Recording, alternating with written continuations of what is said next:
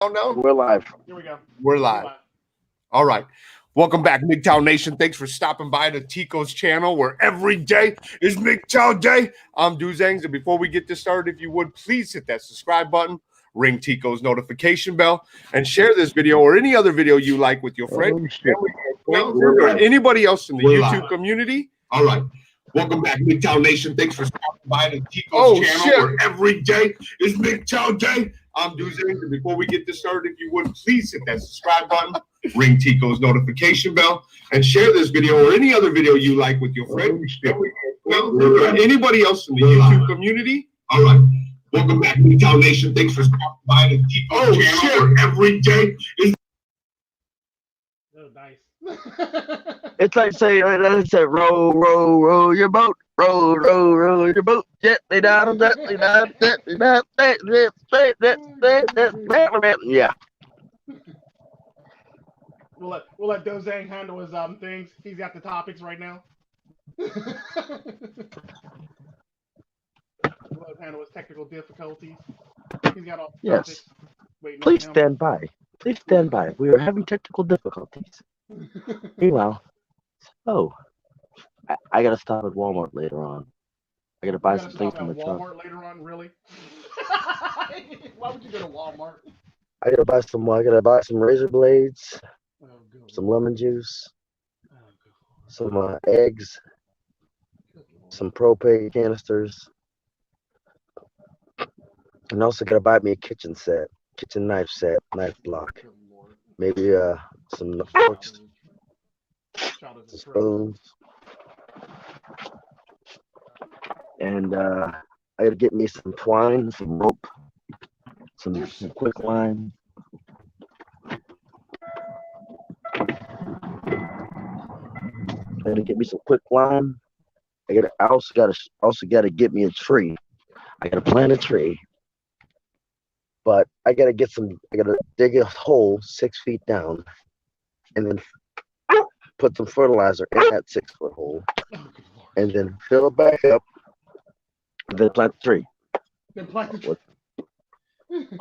Yeah. He probably just had to turn his YouTube. If he's watching YouTube, he probably had to turn it down so you can see. He's probably trying to see the comments and stuff. Oh, goodness. Meanwhile, here's me interacting with my dog. Nice heart. Please stand by. Please stand by. He is back. He will be back. This is me interacting with my dog. Oh, he's back. Comforting my dog. I think you. Oh shit. We cannot hear you. Dozang, we can't hear you. Your sound is gone. Oh shit. Okay, are you there? Fuck! This is turning into a shit show. Fuck! Hey, this is funny. At least we can laugh at ourselves for this shit. That's all that matters. At least we can laugh at ourselves. We ain't trying to ditch this whole other thing because this is some funny shit. This makes for a good show either way. Oh man! Like, did you guys hear like all that echo? Yeah, yes, I did. We heard it. Man, I was hearing all kinds of echo. I was like, "What the fuck is going on?" I muted my mic. Oh man, your mic is fine. It was so bad. I was like, confused. All right. Didn't know what the fuck was going on. All right, Jesus Christ. Suzanne got the topics. Oh yes. Get the topics. All right. So, the other day, Captain Double I said we could play like Captain Save a Bros instead of Save a Ho. Okay. And then I've been hearing a lot about like what direction MiGTOW should take. Yeah. So and I've said this a lot since I started making videos and thinking about what MiGTOW is and where it should go, and I got a lot of negative feedback. Not negative, but constructive, I guess, feedback. How about that? So the thing is that we all know the difference between preventive and cure. Like, it is always better to take a preventive measure. It is always better. The way we are playing it now, as far as saving men's lives, because after all, that's what we say we do. We don't save men's lives. Instead, we wait for the alligator to bite their fucking arm off, and then we take them into shelter and say that we saved their lives. We are getting men after they look like fucking Forrest Whitaker's left eye. instead of taking men that have the right eye. We are getting the worst after the man's life. Like, yeah, okay, sure. You might have got the man to safety after he fucking lost his goddamn arm to a goddamn alligator. But you didn't save his fucking life, because I'd be looking at my arm like, what kind of fucking life am I going to live anyway? Yeah, it's kind of like how a lot of the soldiers in the military lost like body parts and stuff like that. Right, and then they give them the nickname Lucky. Nah, I ain't lucky, motherfucker. Right? Would you consider yourself lucky if you lost a fucking limb? Especially a limb that you need to survive in everyday utilities. You got to find a new way to learn it. Then you got to deal with people's fucking criticism and looks, and they don't give a fuck if you're a goddamn veteran or not. They don't give one rat's ass if you lost your arm fucking fighting the goddamn jungle cat or lost your arm fighting the goddamn communists. They don't give a fuck one way or another. Yeah, it's so sad and it's so true. So we need prevention. We need prevention. And just like how you were saying, if you didn't look up Tico's new video, go do that right now. It kind of goes along with everything I'm saying today. We need prevention. We need to show them every day, every goddamn day, of what it is to be red pill, of woman's nature, of how life can fuck you over in the path that it chooses you to go down. We need prevention to really save men's lives. You know, 1,000 people in America get a fucking fiance. 1,000 men get a fiance. That's not saving their lives. We could have got to them before that. 1,500 dudes a month subscribe to some 60-year-old for her to show them some fucking nudes for $12.99 a month. That's like 18 goddamn grand a year. Mm-hmm. We're saving their goddamn lives? I don't think we're saving their goddamn lives. I think we're looking for a cure instead of a prevention. We need to teach them. We need to save bros, just like Double I was talking about last week. We need to bring the concept of saving bros, getting them before the women get them. Mm-hmm.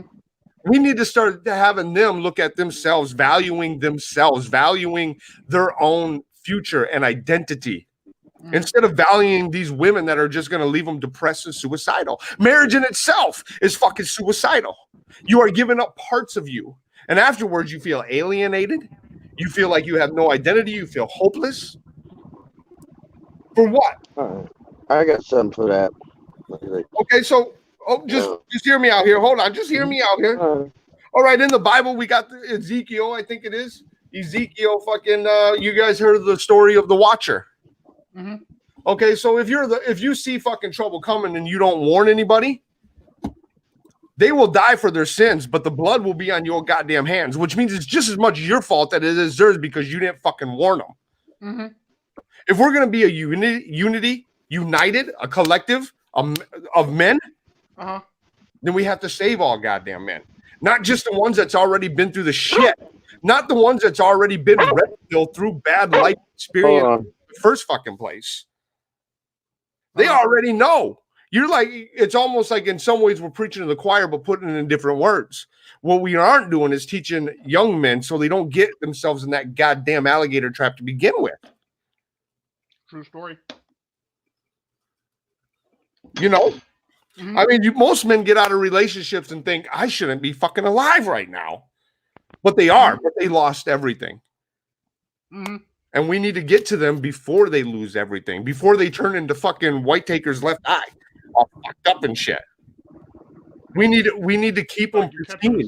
We need to keep them. What's that? I said, yeah, it sucks because I was talking about this in another live stream where we get the men when they're battered and broken and barely made it and barely survived. And I said something about the simps, like we need to stop bashing simps basically because at the end of the day, simps are nothing more than men who are one rug pull away from being like destroyed and like dissected by the system for the most part. No. Right.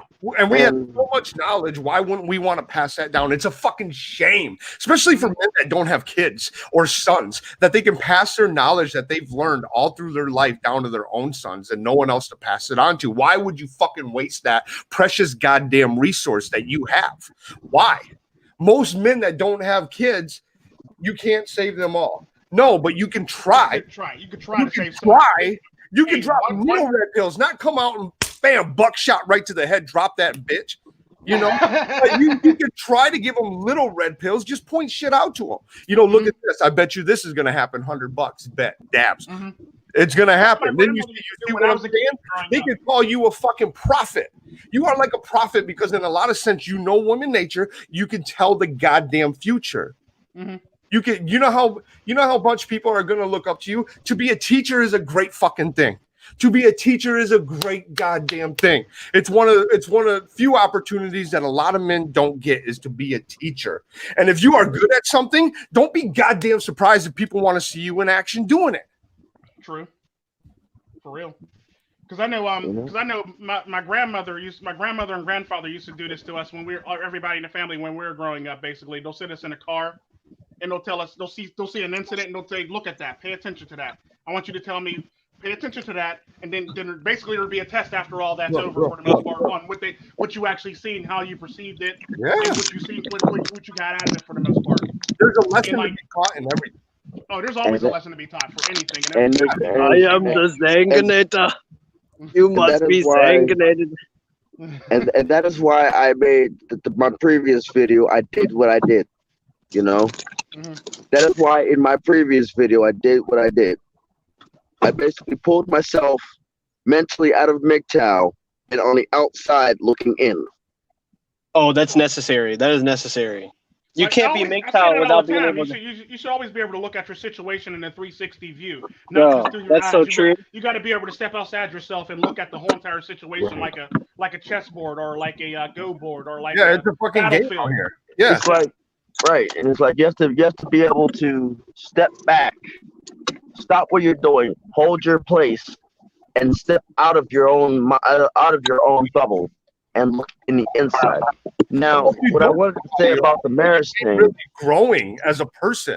If you never step out of your fucking bubble, and you know, I think that's what we're all saying here, to examine yourself, to view yourself, to see your weaknesses and see your strengths, and to improve on your weaknesses while maintaining the strengths that you already have. If you don't do that, you're not going to grow as a person. And the same part about that, you don't even necessarily have to step outside yourself to look at yourself. You can step outside yourself and look at your surroundings and everybody in your circle or everybody in your area for the most part, because not all the motherfuckers is good for you. Every job is good for you. Every job you ever had. Think about like all the stuff that you had to learn that now that when you're applying, like you totally lapse it. Like you forget like all the codes you had to learn, all the passwords, all the procedures, all that shit. And then now on your resume, like it doesn't show all that stuff because you don't have enough distance from that job to like know exactly all the skills you had to learn, all the strengths that you developed when you were at that job. And then so like with just enough distance and enough like thought, you'll be like, wow, I actually did a whole bunch of shit. And that builds confidence and it builds character in what it is that you're doing. So the next job you go in, you're gonna feel so much more confident because you're like, you know what, I had to learn X, Y, and Z procedures. I had to learn all this. You know, I got this. I can handle this. And there's no more being nervous. You know, the more you have repetition, the stronger you're gonna get in that area that you want to be more productive in. You know, if you keep doing it and doing it and doing it, you're going to build your strengths. You're going to build your skills. You're going to build everything. And, you know, it's just a repetition of things. So you don't steer away from what you know. You know what you should take red pills until you are indestructible. Once you are indestructible and see nothing and feel nothing, but your own energy, that's when you're going to really build yourself. That's when you're going to really, feel the best of yourself. What I wanted to say about the marriage thing, it wasn't meant for the common folk. It was not meant for the common folk. No, it was never meant for the common folk. It was meant for two warring parties to consolidate their power. Yeah. Or was meant for two families who actually had some influence to actually consolidate their power also. Right. Well, peace treaties and, it was, That's pretty much all it was Which for. Which is why really incest was a thing back then too. So they didn't have to fucking get rid of it out of the family. They could keep that power in the fucking family. Yeah. You're echoing. You can't marry a peasant, and there's only like a small group of nobility. And you don't want to marry anybody in nobility because then they have an heir to the throne, and then they actually have people that fucking send in they have troops and shit. So you definitely don't want to marry anybody in nobility. You don't want to marry a peasantry, so you got to marry within the family. That's how it all used to work. Yeah. Cue the banjos. Oh, good lord. I don't know. This is kind of random, but just on the topic, like I see a lot of people out here with scarves now, because that's what the media is advising people do. And so all they need is just, some head covering and stuff. And it's basically like Islam. Yeah. Like that we're getting to that point. Like everyone's just like covering up. Right. Exactly. Islam was right about COVID. Women. Yeah, well, man. Right. Yeah. Yeah. It's crazy, man. I love the way that things are going. Because women would be wearing hijabs and it forces people to be it forces people to be more disciplined and have more thought about what they're wearing, and not think about all this like I want attention shit, which is it's just so refreshing, man. And the problem with that though is there's women will still always want attention no matter what. Right. So I'm willing to bet. Yeah, they're wearing that scarf, but at the same time, I bet you they got some yoga pants on, or they got some pants on. Last night. What I'm saying is it's in a positive direction, but it's not gonna. It's not like it's gonna take away their hypergamy. I mean, come on, guys. Like this morning when I was getting ready, when I was making my drop, I stopped at a rest area to stretch out to go to the bathroom, and meanwhile I was trying to hook my dog up so he don't run all over my truck. There was two women in a car. One of them they both had yoga pants. One of them was completely looked like 10 pounds of cottage cheese in a 9-pound sack with yoga pants. And her friend, I didn't even bother looking at either one of them. I just walked past them. She sent her 10 pounds of cottage cheese in a 5-pound sack friend, and I guess just to find out what the fuck's going on with me, why I didn't look at either one of them. I just literally walked past stone faced straight at the door, didn't even pay them no attention. Mm-hmm. My boy. Locking your door when you leave your dog in your truck by itself. Mess around and come back to a lot lizard in your truck. I locked my fucking door. Okay, good. Protect your dog from being molested by those lot lizards. Definitely. And what's up, Mr. If you're still with sorry, I didn't say hi. Yeah, here's what you do. You calmly I calmly climb back into my truck, calmly unhook my dog, put his leash on, take the keys to the truck, walk off, call the police. Why? That's what he does. That's what he does when somebody gets into his truck. He said he walks off and calls the police. Okay. The woman gets into his truck. He Don't you have like a tire checker or something? Like like a oak bat with the steel rod through it? I got a hammer. Well, that's gonna kill him. I'm just talking about breaking fucking arms or something, but I mean, I also got a shovel in my truck. Oh. And some lime darts. Right? I mean, right? I could get some quick lime. Goodness gracious. Yeah, right, and some lime darts. Right? I wish I had some long darts. No, I don't think it's better that you say no more, brother, for now. I mean, yeah, right? we don't need no investigation on you. Now outside your truck surrounding you and shit. Hey, look. You never know what you're gonna get when you're dealing with a trucker. You know. Yep. You never know who you're gonna come across. Then I do have to come to your defense one time, because you were stuck one time when you called me. You were mad as hell because you had to dig yourself out or get drug out of somewhere. So I understand the shovel thing. I do understand the shovel thing. Yeah. I was mad as fuck. I know. He's cussing on the phone. Like, you're talking to me. You're fine now. You're fine now. Calm down, Wayne. Calm down. Yeah, I don't get mad. Drag you out. You're one scoop at a time. Calm down, Wayne. Calm down. Yeah, I wasn't too happy on that one. Yeah, he was not happy that day. He was not happy in the least bit. But I got So MiGTOW, how do you feel? How do you think about what I was saying about, you know, do you agree with it? Do you think we should start teaching young men red pill shit, or do you think it's, you know, they're kids, they're too young? Now the problem, what do you think? I would personally start teaching them right before they teaching them about red pill stuff, right at when they start puberty, you know. Okay. But we don't have that luxury. Yeah, huh? Me? I mean, you were kind of talking about this in your video about what the problem with, you know, what MiGTOW just said, and I agree with Tico. That's you know, that's the thing here, because you know, like Tico said in his last video, you know, the problem with that is you're going to have combating ideology. Yeah. And you know, and what I added to that is that I think this is why, you know, religion is so successful, is because they teach them right out of the womb.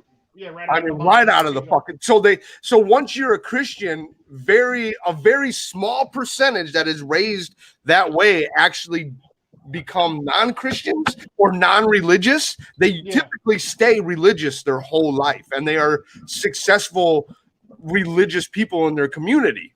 Yeah. So I think that's why. So I guess go ahead and explain to me why you think that it's better to wait till they're in their puberty or late, or maybe perhaps why you think it would be better to get them after they turn into Forrest Whitaker's left eye. Well, because for one, it's like this is not our children. This is not our children. Am I not your brother though? But you are my brother. You're my brother. The problem is the laws are against us. They don't like us doing that. What law is there telling me, a younger brother, a young man, or my niece or my nephew, or know, whatever, to say they're your nephew? Bill. Yeah. But it's like I said, there's ways around that.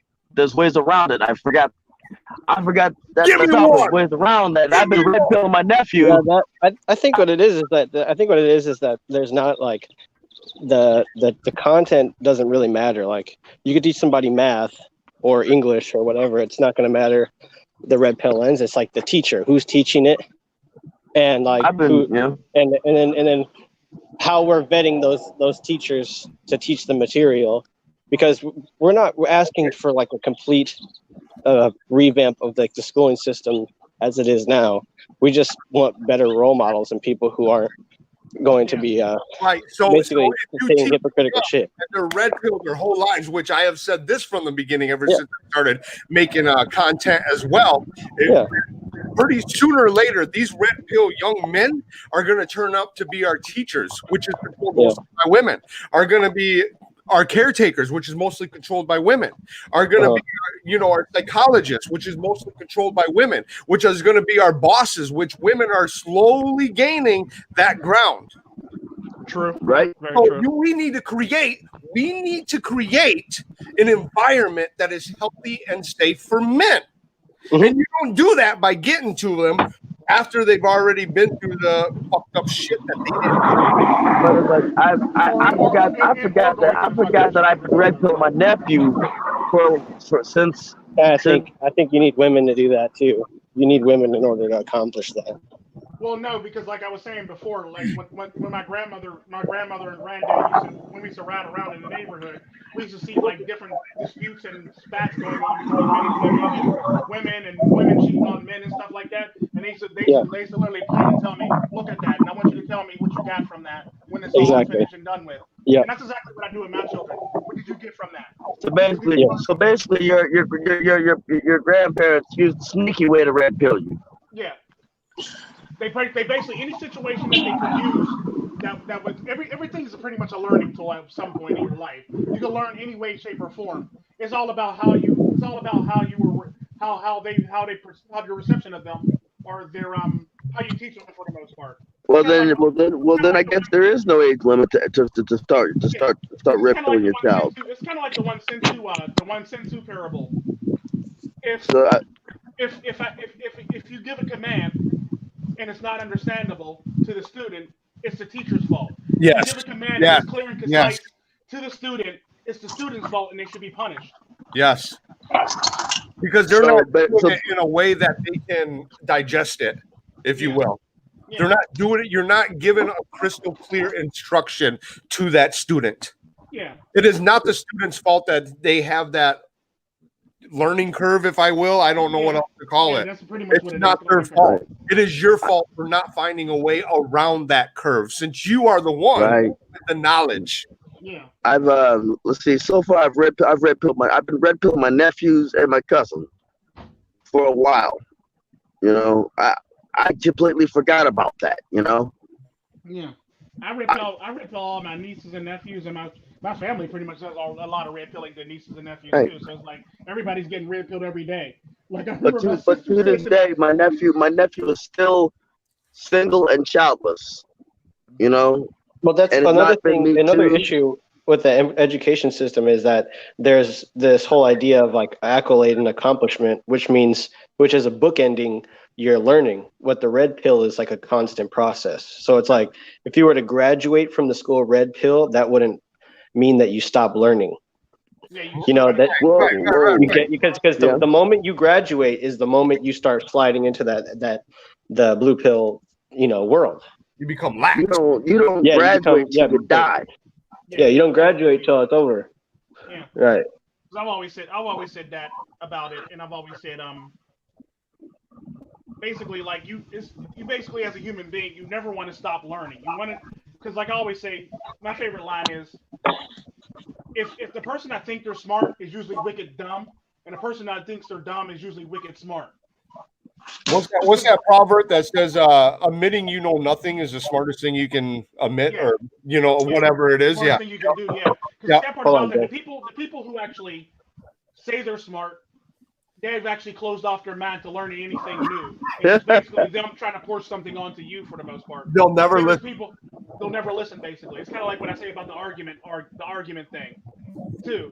But like, yeah, it's pretty much in like if you're willing to learn and you're willing to listen, and you're willing to continue to learn and listen, you're actually pretty smart because you know that you don't know everything in the fucking world, and there's more for you to learn for the most part. Now, my history teachers told me this. Don't ever argue with people who are smarter than you or dumber than you. Yeah, for the most part, yeah. Now, the reason that you basically went into details, if the people that are arguing are smarter than you, they're not going to listen to you, and they're gonna object because they believe that they're smarter than you. Now, if you argue with a person that's dumber than you, then they're going to object, and they're not going to listen to you.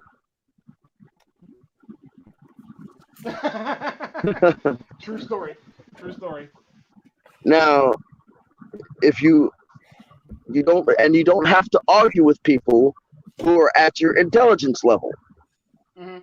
Because you can actually share knowledge with each other. I'll be back. I'll be right back. He's gonna go plant himself in the ground and water himself, and make sure his roots are well watered. Roots are right. He had to leave out so he can actually fix. Hey, how is the water on your roots? You don't have to answer that, please. Did you put a little bit of plant food in the water to help supplement your growth? Yeah, I mean maybe. No, but I mean it's just I mean I still. MiGTOW, I still haven't heard an answer. I'm like, why you think it's better to treat, I heard that, you had a nephew, and you red pill them and, but I'm just kind of looking, I guess, because the parents will come after you. Like, so like they won't let you see them or? they either way, they like I said, they will come after you. They will either not let you see them, or they will attack you or try to defame you in some way, and it will tell their children to whatever he said, forget it, don't listen to it. Do not pay attention. Just get it out of your head.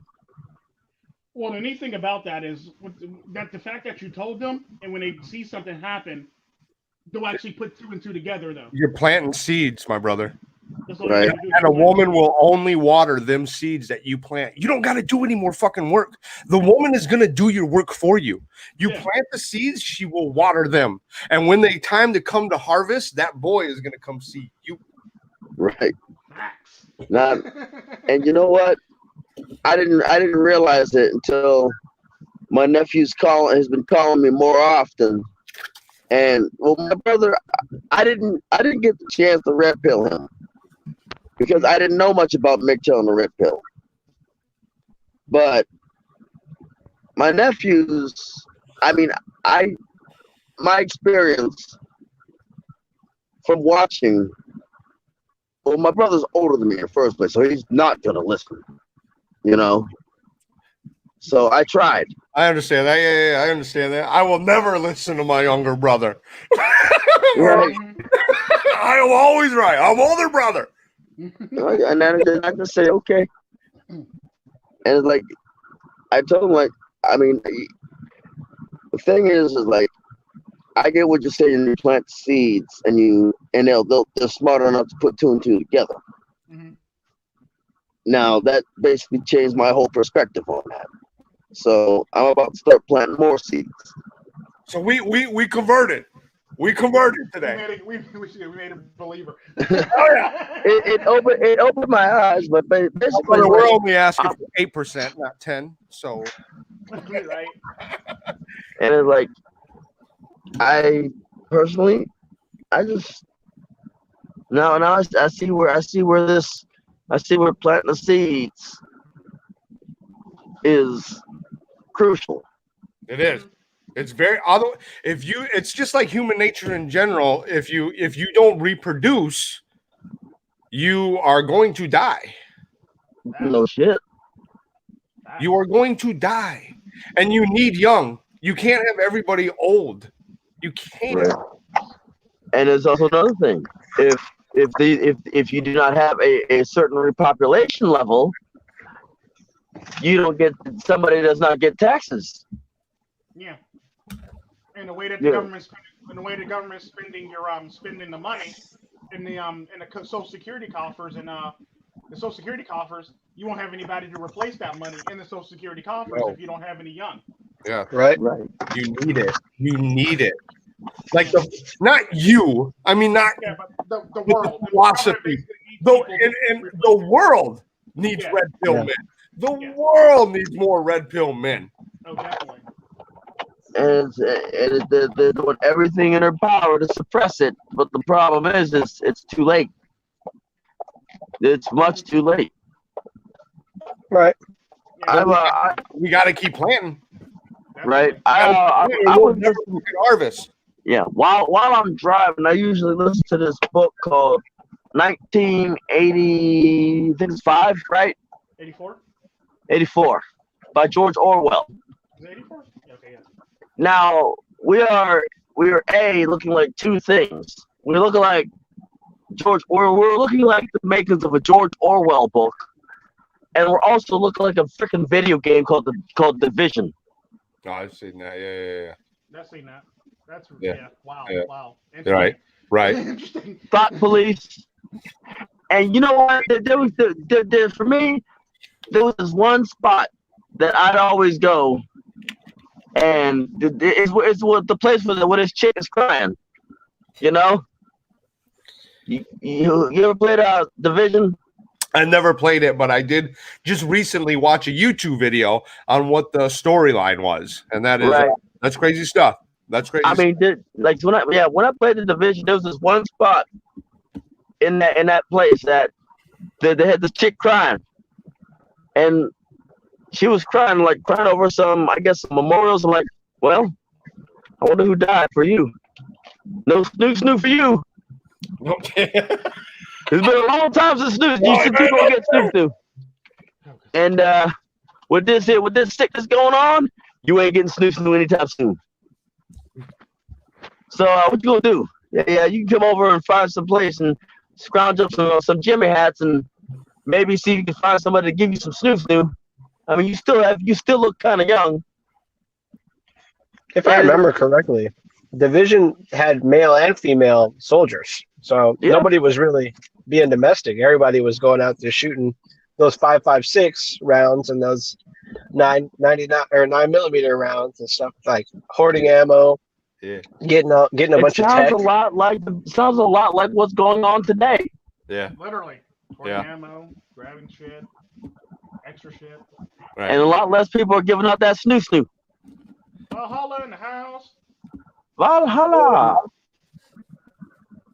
18. What do you see? I said 19. Yeah, I've already decided once ammunition prices go down, I'm stocking up. Yeah. They're not going down anytime soon. No, they're not. They're not. But when they go down low in price, when they do, I'm stocking. I'm gonna break this to you. Break it. Never keep your cash in one spot. No, never do that. Definitely. Don't put all your eggs in one basket. Always keep a cache around the world for the most part, or around the country. Be diversified. So you can go dig it up. Yeah, so you can go dig and it also up. Diversify for sure. Diversify your income. Right. Also, when you learn how to use machining equipment, you know why? Why? Because you may come across a person who has literally a CAD memory, who has touched every single firearm and can reproduce it by memory.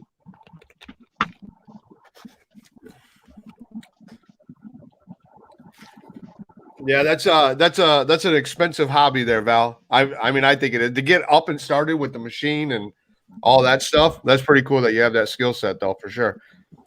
I know it's expensive. Ammo, that's pretty good. You save a lot of money that way. A lot of money. Oh yeah. If you can what's the word? Will you basically reform your ammunition? Not recap, is it? No. What's the word? Reload your ammunition. Okay. Will you make your own shells? Yeah. Look that up. I used to know the word for it, and it's pissing me off. Yeah, I hate that. It's gonna. It'll come back to you like 6 hours after this chat. It'll come back to you, and you're like, "That's fucking it. God damn it." It's I'm gonna be dead asleep with a sleeper bird, and it's gonna come back, and I'm like, "Motherfucker." Right. Yeah, I hate that shit. Happens to me a lot, for real. But for the most part, learn my analysis of MiGTOW.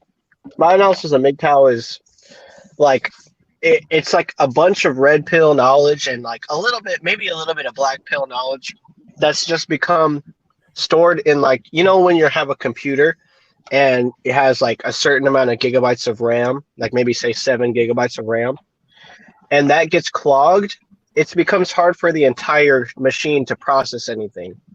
And that's like what MiGTOW is this like, because not everybody's MiGTOW, but people who are, you can tell they have so much information stored, whether it be about like ammunition, war, history, guns, female nature. It's like a small part, but then like whatever it is their trade is, there's just so much information they have to be responsible for.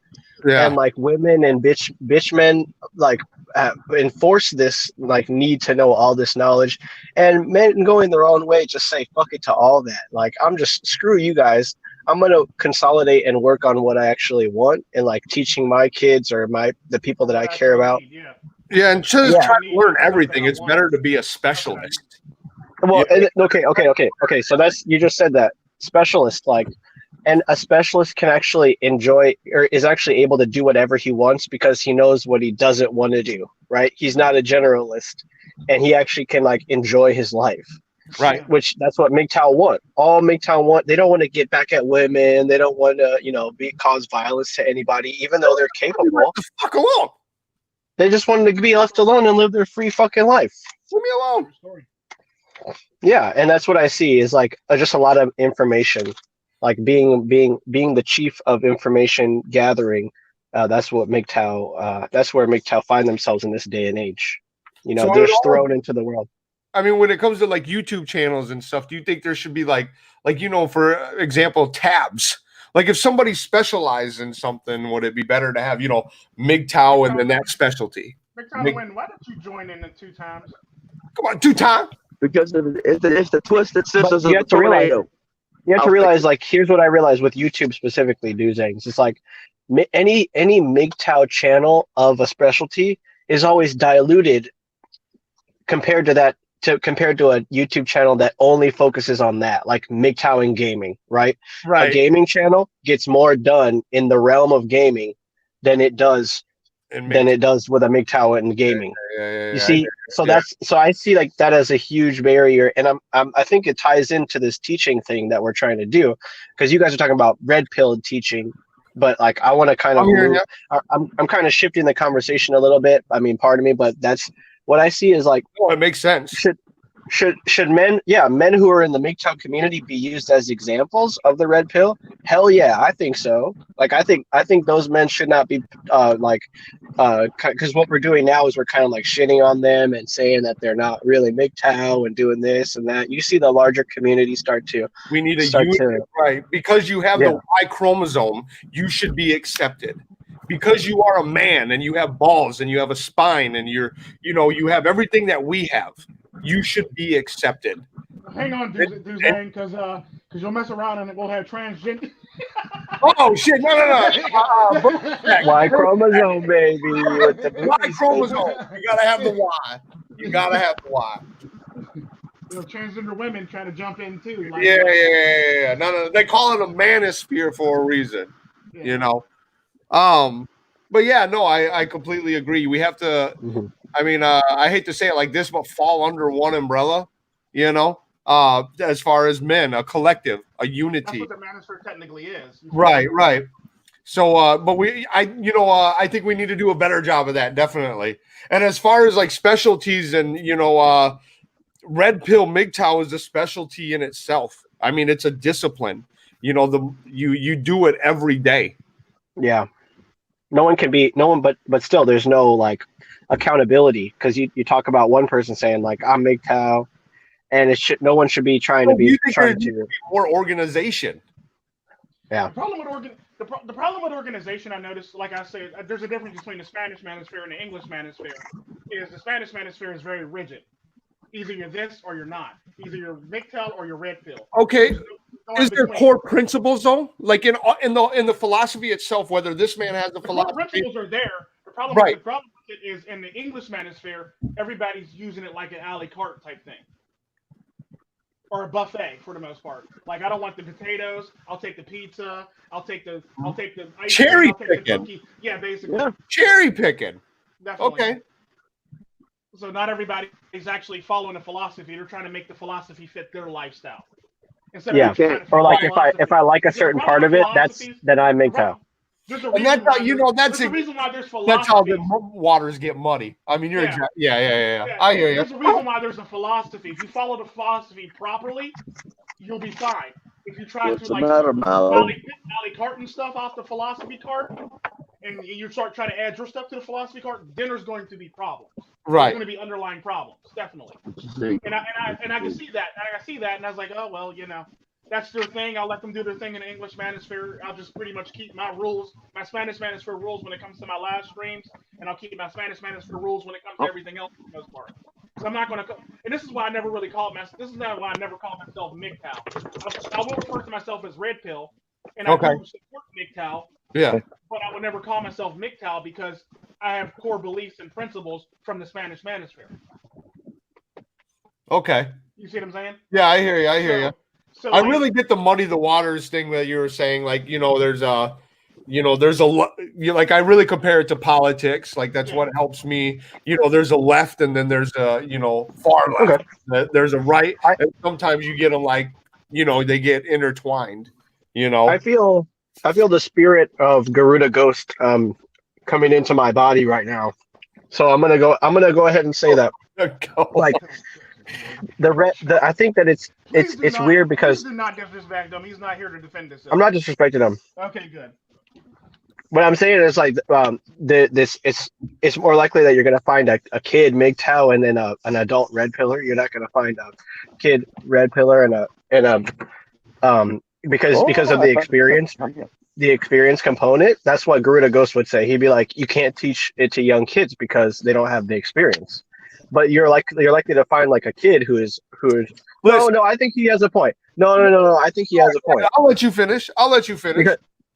Because if you think about it, like the way that Tico's coming from it from the Spanish manosphere perspective is like it's very rigid, and that way it can be communicated. But like if you try to tell somebody in America to start communicating that same way to a kid in this sort of low context society where English is very informal, it'd be very hard to teach somebody the red pill, like, in that context. Whereas like it's easier to teach them, if you feel like you need to go to do your own thing, to do that, instead of being like, this is how women are this, that, and the other. Like it can be very construed very negatively. Yeah, but at the same time, that's where examples actually come into play. If you're out and about, you see a woman smacking the shit out of her man, you can point to that child and go, pay attention to that, and I want you to tell me what you learned from that, basically. And then, you also got... Yeah, but you can't do that in a school setting, though. You can't take kids out of... No, I'm not talking about school setting. I'm talking about when you're out. I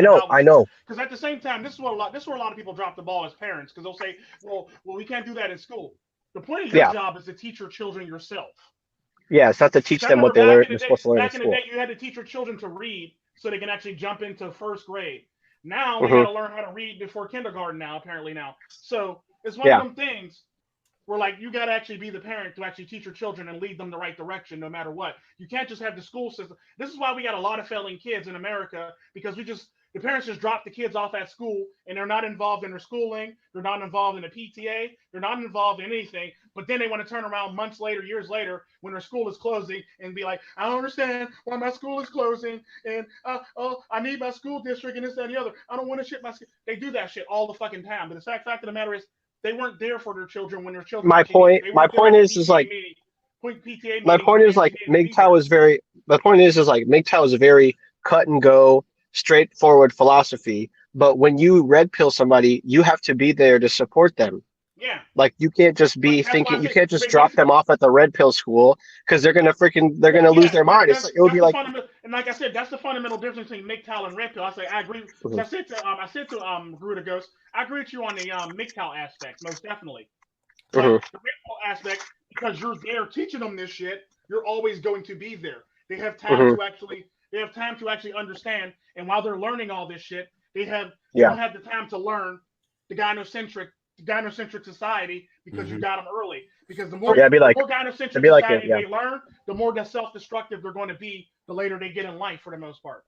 So the whole argument I would have against they don't experience it, therefore they can't learn it. Hell, kids not before you go, Zane, actually kids do experience this shit in their own households, especially if they got a mom and dad, or if they're single mothers, or if they got a man just rotating in and out the fucking house. That's true. Always learn this shit on a regular basis. Why do you grow up and do the same stupid shit that they do? Because they see the shit when they were growing up in their household, and they believe that's what they're supposed to do with women. Point it out. They just need to point it out. See? So if you're actually pointing it out to these boys, do actually see it. But the fact of the matter is, because these kids learn this shit, they see their mom bringing different men every day of the week or every other night or every other month. They learn this shit, and they think that's what a man is. You see what I'm saying? So then when they grow up, they go out here and do this stupid shit, populate the world, and be dads for the most part. Maybe like Morpheus like red pills Neo and then leaves, just like doesn't train him in the dojo, just lets him fucking.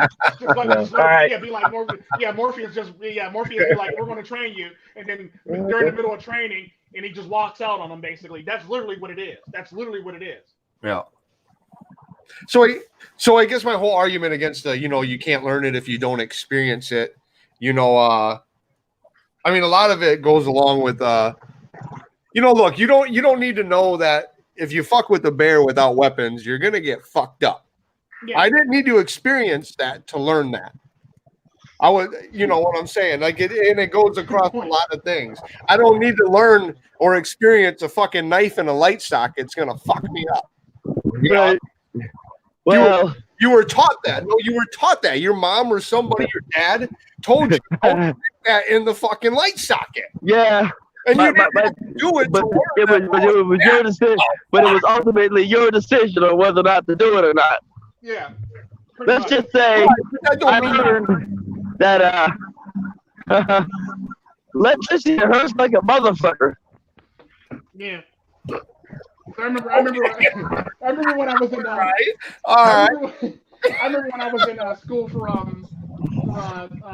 carpentry, and we were learning to wire walls and stuff like that on the wall.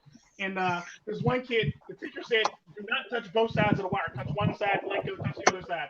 This fool got up, touched both sides, and touched the other side, and got electrocuted. And I was sitting there busting out laughing at the man. I was on the floor rolling. He goes, "Stephen, that's not funny. He could have been hurt. I don't care." That's fucking funny. Yeah.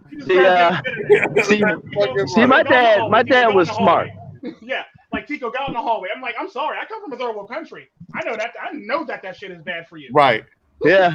My dad took dialed down the amperage in my room, the amperage of the volts in my room. You what? He dialed down amperage. Oh fuck. Yeah, trust me, because go ahead. Yeah, he got briefed. Everyone knew not to let MiGTOW in the wind around like a light socket. That was I figured that's what happened when he was telling his story. Like every time he walked in the kitchen, they removed the knives and the toasters and shit and unplugged them. Yeah. I'm sorry, MiGTOW on the wind. I'm sorry. And look, I got a whole collection of knives and swords. The next sword I'm gonna get is a claymore. That's fucking awesome. Oh, shit. Yeah, I know, right? We pretty much knew this shit for the most part growing up. But like I said, there's kids that are wise who can learn from something. Then there's kids that have to learn from personal experience. That's the difference between a wise man and a smart man. Smart man learns through volume of experience. A wise man learns from other people's mistakes. Yeah. But you gotta, like, again, okay, I'll give up that one. I'll give up that argument. But I still think you gotta try. I still think you got. The sad part about that is when Zang don't realize I just play devil's advocate. Well, yeah. Well, like I agree with you guys, but it felt the Holy Garuda Ghost coursing through my veins, and I had to share what he would say. I agree with him on a MiGTOW aspect. Definitely, you can't MiGTOW a young boy, but you still can red pill a young boy. Right. Because if you're the one red pilling him, 9 times out of 10, you're probably in that kid's life any damn way, if you know what I mean. So you're going to be their support. It's basically like the Boys and Girls Club growing up. You're basically the Red Pill Boys and Girls Club of America. So yeah. Thank you. Well, yeah, it just goes to say, it would show you like a simp can't red pill a kid. Right. Yeah, simp can't red pill. Right. No, I mean, yeah. I agree with you 100%. Because he was never learned, and he never learned. But the thing is, that simp has probably been through so much red pill, like has experienced so much of life that he could have been red pill, but it's just like it's a priori. Him. No one can see. He's blinded by the gynocentric world for the most part. Mm-hmm. This is why I talk about this, because at the end of the day, a kid can be red pill young for the fact that if a kid could grow up in a broken household, broken home, and repeat the same behaviors he's seen growing up, why can't he be red pill growing up? Yeah. That's what that is. Certainly, I mean, without having kids. It's kind of like how we talk about the Tyrones in the hood for the most part. The Pookies and Ray Rays in the hood. They pretty much impregnate most of the damn hood, and they pretty much impregnate most of the damn hood. That's because that's what they seen their mom go through, and that's what they seen, and it's basically like a constant cycle for the most part. It's kind of like how you see generations of women become welfare queens for the most part, if you know what I mean, in America. Like your mom was a welfare queen. She's a welfare queen. Her kids is a welfare queen. Her kids is a welfare queen. Their kids is a welfare queen. That's what they learned from birth. That's what they learned from birth. That's what they learned because it's the environment. Religion, red pill. I mean, is that incest? What? What? What do you mean? What? Is like the opposite? No. What do you mean? Like a good example. Like yes, queen. The whole thing. A good example, if you're growing up in a neighborhood and your grandma's a welfare queen, your mom's a welfare queen, your daughter's a welfare queen, her daughter's a welfare queen, their daughter's a welfare queen. They're generations that live off the government. Is there like just generations of welfare queens, basically? It's kind of like they have generations of wealth, they have generations of welfare queens. I'm just trying to coin new terminology. Like if you're born of a welfare queen and you marry within the welfare state, then that should be like considered like welfare incest. Oh yeah, for sure. Definitely. Because we need to. You should always look at your position in that. Yeah, you should. Yeah. You should always look at your position as like, I deserve better than this. You know, I definitely should. Like, because you can't be looking at the people that you work with, school with, and or associate with when you're in that setting as potential mates. You know, you got to be looking at improving your situation. Wait. When I used to actually work at a bar in the Hill District when I was going to school at Duquesne University. There was this girl that had a crush on me, but I didn't like her because she lived in a project and she had 2 children. And she says, well, I understand why you don't like me. All these other men like me because I just don't. And I got standards. I'm from the nigga got standards.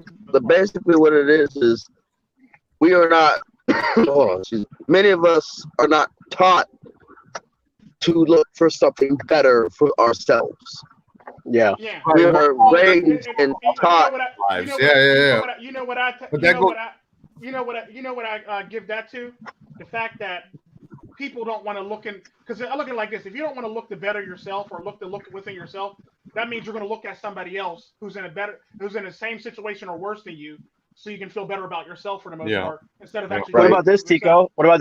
I'm going to go after girls since I'm poor. I'm going to try to fuck rich girls in my area. You probably can get away with it. It's Orange County. Plus it's yoga.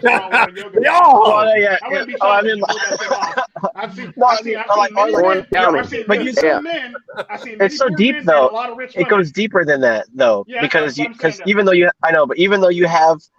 though they have some sort of like not wealth, but like they have some sort of resource advantage over you, they're probably still in that same category that you are in. They just have more resources, but they're still that same class. They basically have more resources to fuck their lives up with for the most part, or and yours, and fuck your life up with, because you can't make your life better with more, like you can't make your life better with other people's money.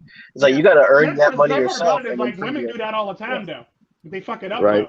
Yeah. They do. They fuck it up. A relationship with a woman who's rich. It's so much easier for a woman to fuck her life up than it is for a man. But that's the thing. When they start, I got this 403B, I got this 401k, I got this over here, just in case this shit happens. Especially if the woman's giving you an allowance and shit like that, or if she's letting you spend money. They were desperate. Money towards your I met a girl who was 19 that had a 401k with Vanguard. Oh yeah, definitely. Hell, I had one. I had one with my grandmother and granddad's name on it, signed for me when I was like fucking 5. Damn. They basically started a 401k for me when I was like fucking 5. And they pay into it. They pay into it. Yeah. Matching 401k. Yeah, matching. Yeah, they pay into it. But you didn't even have a job. My grandmother pays into it. So when I pay into it, she matches it, and if it's over a certain amount, she'll double it. And in 15 years, we'll be saying Tico Enterprises all over. Trans Tico Enterprise. Tico Worldwide. Yeah. Right? Tico Worldwide and shit, right? Quasar Solar. Right? Quasar Solar. Quasar Solar. So where do you think I got a phone call. All right, MiGTOW. You take care, Wayne. Where do you think MiGTOW should go? I mean, what direction do you have? Do you have any thoughts or visions? Like we talked about what I think a little bit, but what direction do you guys think it should go? Oh. Okay, Yam's out. You're gonna put me on the spot. Yam's gonna shut down his mic and say like I'm not in it. Fuck you, Yam. Fuck you. Fuck you.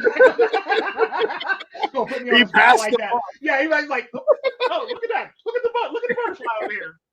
Tico, you got that.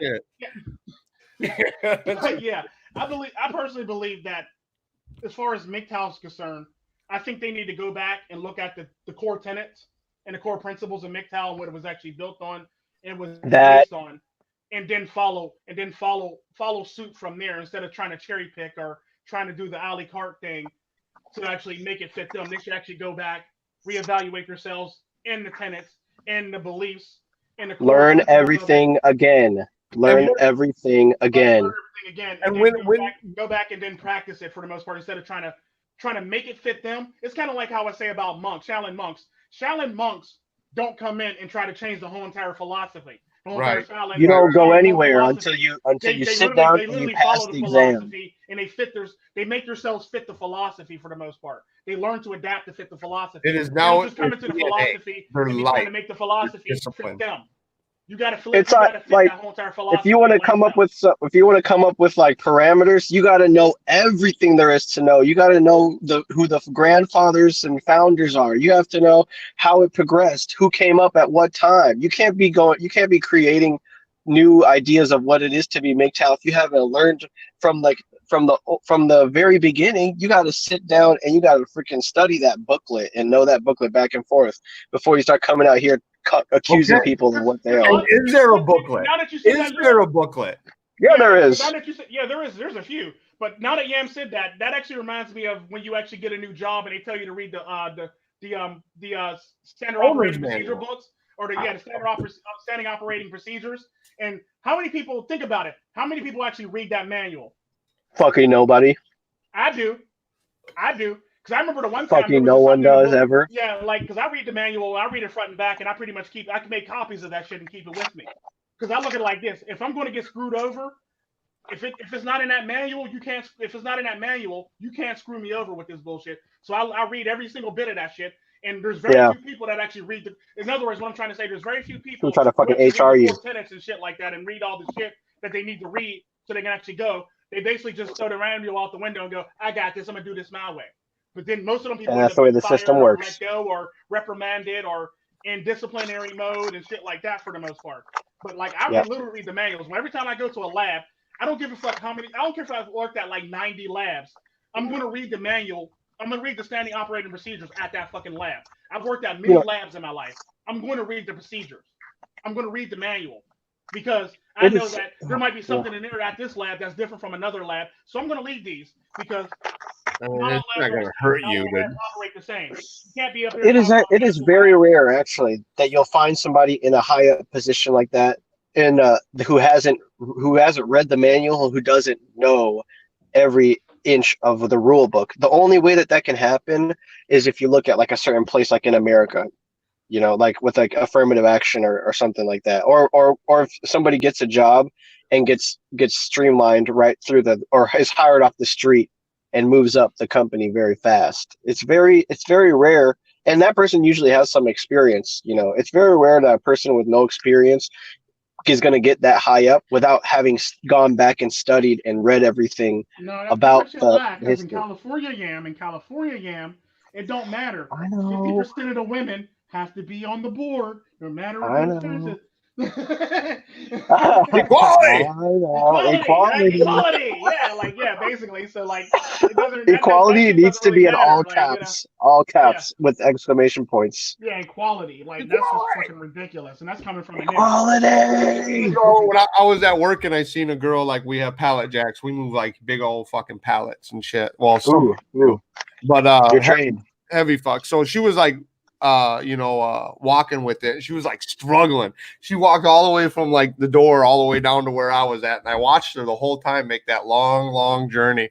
And by the time she was catching me, she was like all out of breath and her head was down. And I said, man, that looks really heavy. And she like stopped and looked at me and said, yeah, it is. I said, oh, well, I'd help you, but I believe in equality. Nice. And I walked. Nice. you, but I believe in equality. Yeah, man. Duzang's red pill raging on his job. Yeah, right? You know, she's like, yeah, I bet you do. I bet you do. Yeah, it's amazing. If I said that, I'd probably be HR'd so fucking fast, man. Oh, you know, talk, people like, tell me at work, the only reason I haven't been the reason why me and HR, people like me and Duzang never been at HR is because we're more valuable. They need us more than we need them for the most part because we're more valuable employees. Like I said, I literally used to walk into work and say, with HR standing there, with my director of the lab standing there, with everybody standing there, I go, "What's up, my niggas?" And I go right to work. Yeah. Never lost my job. Never got sent to HR. You know, you're like all scared, like because like they know your personality because your personality is that damn strong for the most part. Yeah. I realized how important I was to my company and like how much like people actually liked me there was when I didn't get fired for my content. Yeah, really. Definitely. Like really, they made me feel bad. They threatened me, but they did not fire me. And I realized at that point they need me or they really like me. One of the two, or both. Another good example of me at work and me being more valuable to the company is my position that I had at my job. I never had a stable person in that position, so I was the most stable person, the most longest running person at my job for the most part. So like they basically said, you know what, fuck it, we ain't gonna fuck with him because we don't feel like training somebody to fuck else to do his job because we can't keep nobody in this fucking job. And the sad part about that is like I was able to actually cuss out doctors, I cussed out nurses. I once told a nurse that her feet smell like corn curls. And literally walked away. Legit walked away. I told one of my supervisors, "Are you acting niggerish?" I told another coworker, "Why is she acting niggerish?" I said a lot of shit to people. Yeah. The sad part about that is the reason why they didn't fuck with me is because they knew they needed me more than I needed them. Right. Yeah, you gotta give them. You gotta give, even if they don't need you more than them or what. Think that shit. You gotta think that shit. For real. Yeah. Otherwise, you are away. Like every time I went on vacation, everybody used to hang their head low. Like you're going on vacation. Yeah. How long, Tico? How long? Yeah. I'm going on vacation for about like 2 I'll just say this. They're like, oh shit. My third day. My third day was today. Huh? And my third day was today, and I already got promoted. You're nice. Damn. I remember every time I came back from vacation, they'd be happy to see me. Oh my God, Tico. Oh my God, we're happy to see you. This, and this happened, and this, and this happened, and it broke down on Friday, and we help us, Tico. I honestly feel like when I come back from vacation, the whole place fucking fell apart. Yeah. Nothing is when I'm out there. It literally falls the fuck apart. And I make it look so fucking easy. I make it look like it's a walk in a park. And all these people like they're stressed out when they got to do my job for 2 hours. People be calling me and shit like. Oh yeah, the people used to call me on vacation. Yeah. I can't find where can I cruise the auger at? I go, you couldn't call anybody else. You couldn't ask the person working with you. Well, no, I kind of figured you would know. There's a MiGTOW over there right next to you. You can call and talk to that person. Like they know too, just as much as I do. Like some of you talk to them. Like they used to literally call me on vacation, and I used to have to tell them because I remember verbatim where it was on the shelf in the refrigerator. Well, if you go down and you in a Sabadex or the blood. Somebody's getting pounded. or the blood. Someone's getting that work. So just shit like that. I used to tell them all this stuff where the stuff was verbatim because I knew what it was in the thing. Even though I didn't always stock it, I pretty much knew where it was verbatim in that area. I can't find this. I don't think I have it anymore. It's right there. It's right there. It's like right next to the stool plates basically. Where you would pick up the stool plates, is right next to that one. There goes the the chocolate. You're not even on video. Yeah, like it's literally they didn't even have to put me on video. I could tell them where shit was. If they ran out of shit, I could pretty much tell them what to use and use just in case it runs out for the most part, how to do it. Damn, that's actually, dude, I want to be like that. Yeah, how to basically, if they ran out of like anaerobic plates, I taught them how to make anaerobic plates over the phone and how to pretty much do it for the most part. Even though the other Microtech was there in my place. Yeah, they call. Yeah, I know how it is.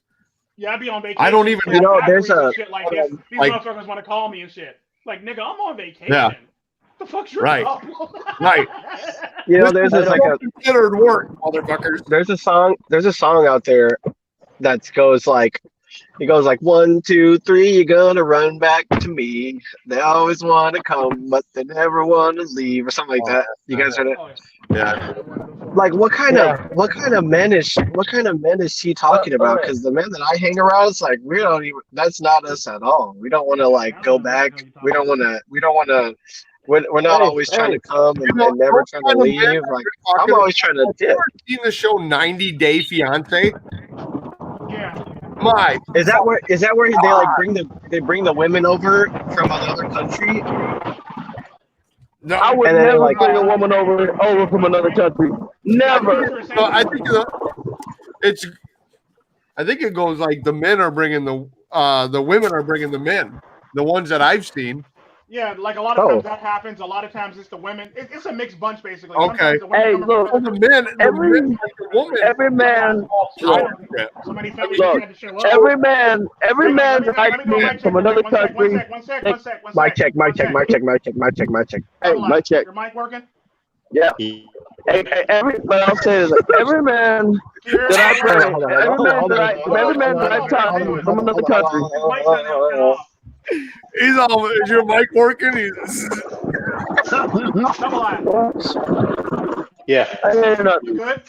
But I'll say Yeah, that good. every man that I meet that's from another country, I tell him, like, you done fucked up. You done fucked up now. She brought you over here. You She know? owns your ass. She's your master. She owns your ass. Yeah. Your ass is now hers. She wears the Right. fucking pants. Those are the kind of men that never leave. What the fuck did I walk into? That Man, kind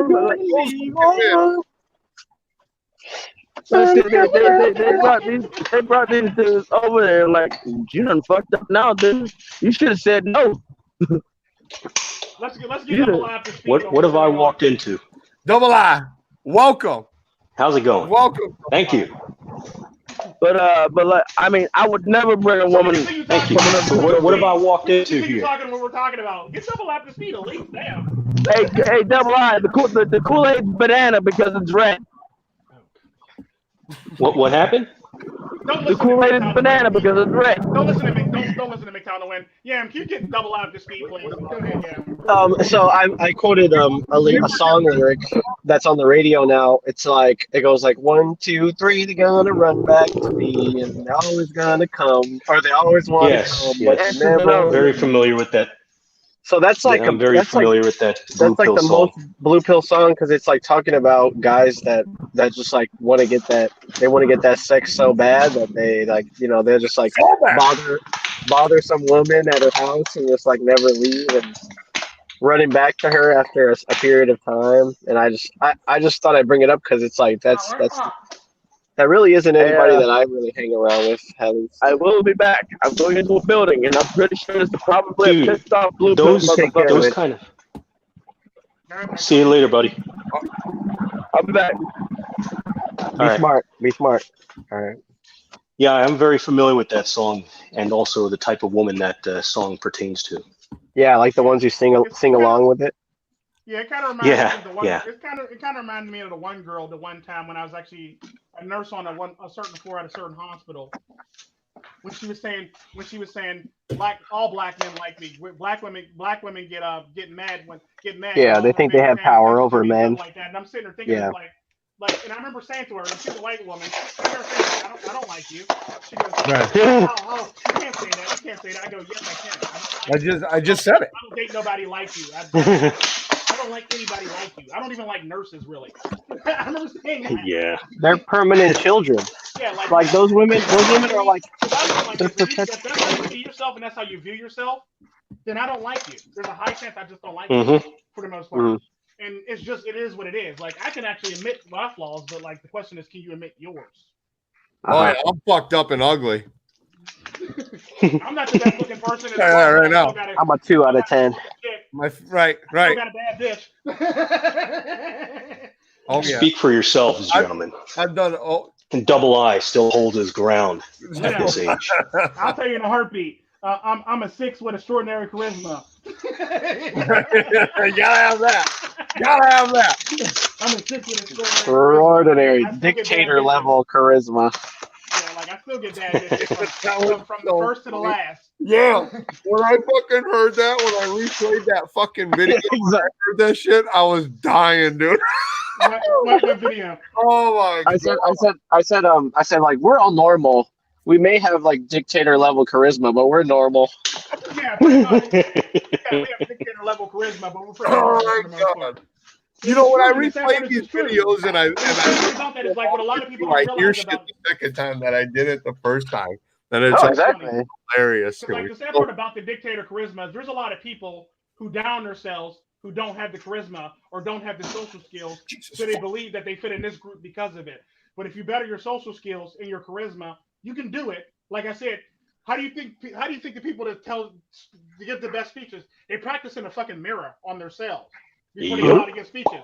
Hell, hell, before I actually made videos on my channel, I used to not show my face before I actually made this channel. And I still don't show my face on other channels. But like I never showed my face on any other channel because I needed the confidence to basically start this fucking channel for the most part and do what I needed to do for the most part. Because, well, one, the reason why I never showed my face is because I'm not big on cameras because we have this thing in maroon culture that the camera basically any picture captures your soul in that camera. Oh, yeah. It's a piece of your soul being captured in that photograph or that video or that type of shit. So I actually believe that shit. So I'm giving y'all my soul right now for free. I have extra soul. It's free. Yeah, the sad part about that I have a surplus of soul. And the sad part about that's the reason why you never really see me in a lot of pictures. Because I remember I had a photo bounty on Facebook a long time ago, and I had people taking pictures of me. And I said the first person to make it to 10 pictures gets $100. Exactly what I said to somebody. Oh, the first shit. person that makes it to 10 pictures, 10 different days of me gets $100. And I remember a little girl won that one. I had to pay her $100. It was like the funniest thing in the world. And I remember meeting her parents and stuff like that. She goes, every time Holy fuck, I'm in bitch one attention capital of the world. Yeah, like she literally took a picture every time she see me. I used to come in the coffee shop. Daddy, I need your phone. Daddy, I need your phone. And she'll take a picture of me. And the sad part about that, every time she see me in the coffee shop, like I get $300 back from the coffee shop. $100. Well, I gave it to her dad. Hey, so her dad could give it to her, and it was like the cutest thing in the world. But I learned basically by doing that to people. Like if you get 10 full photos of me, I will give you $100. Huh? Why didn't you tell me that I was in bitch one attention capital of the fucking world? Hey, you're in fucking America. No, pretty much everywhere is. For real, like you knew where are you? Like Wyoming, Florida? I'm in Florida. I'm in Florida. It doesn't matter. Everywhere you go here, man. Like that. Shit. There's one woman where, matter of fact, if you go to Florida right now, you'll see a woman walking down the street in a bathing suit. That shit's right. Fucking goddamn it.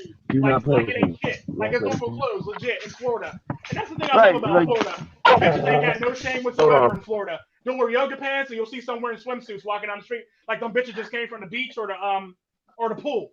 Like legit, just walking down the street, just wearing a bathing suit. Like it ain't shit.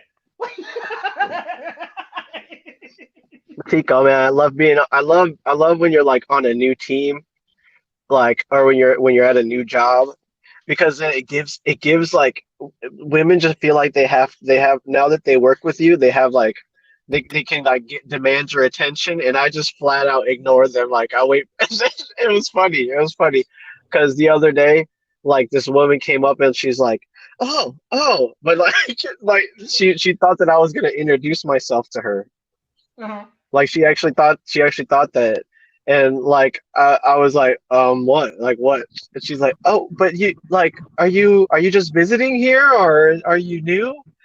And I was like, yeah, I work here. And she was like, oh, okay, I'm so and so. It's nice to meet you. I said, okay.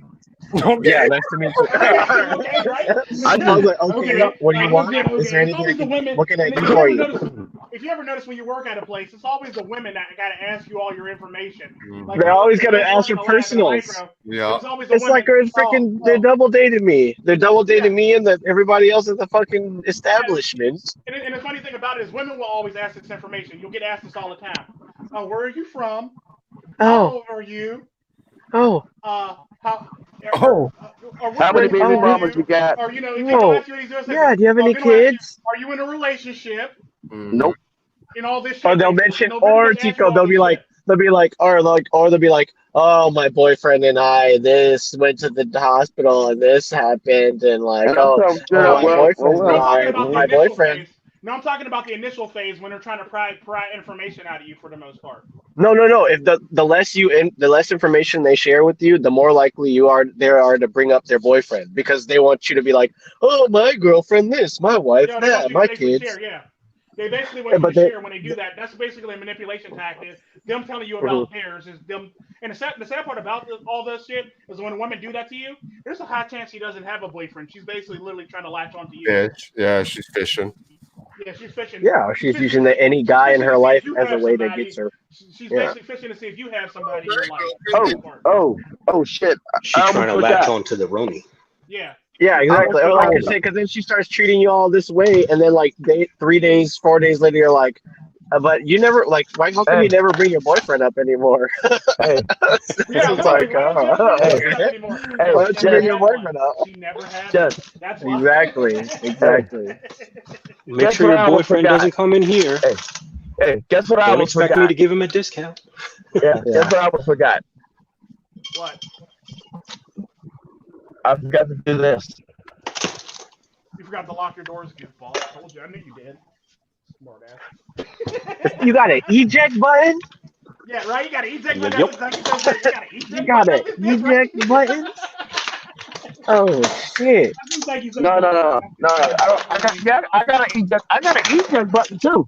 I got an eject button, too. That's some shit. I got an eject button. It's called a non-mil. Right? Let me show you. I'm gonna show you what the eject button look like. Here's my eject button right here. Boom. But yeah, back to more topics with Duzang, because like we're kind of sort of getting off topic here. We got yeah. Well, we made it to the hour and 20 minutes, so at least. And I mean, you might see the eye through the scope, but I doubt it. Well, I guess let's hear what Double I's the only one that hasn't given a goddamn opinion about all this.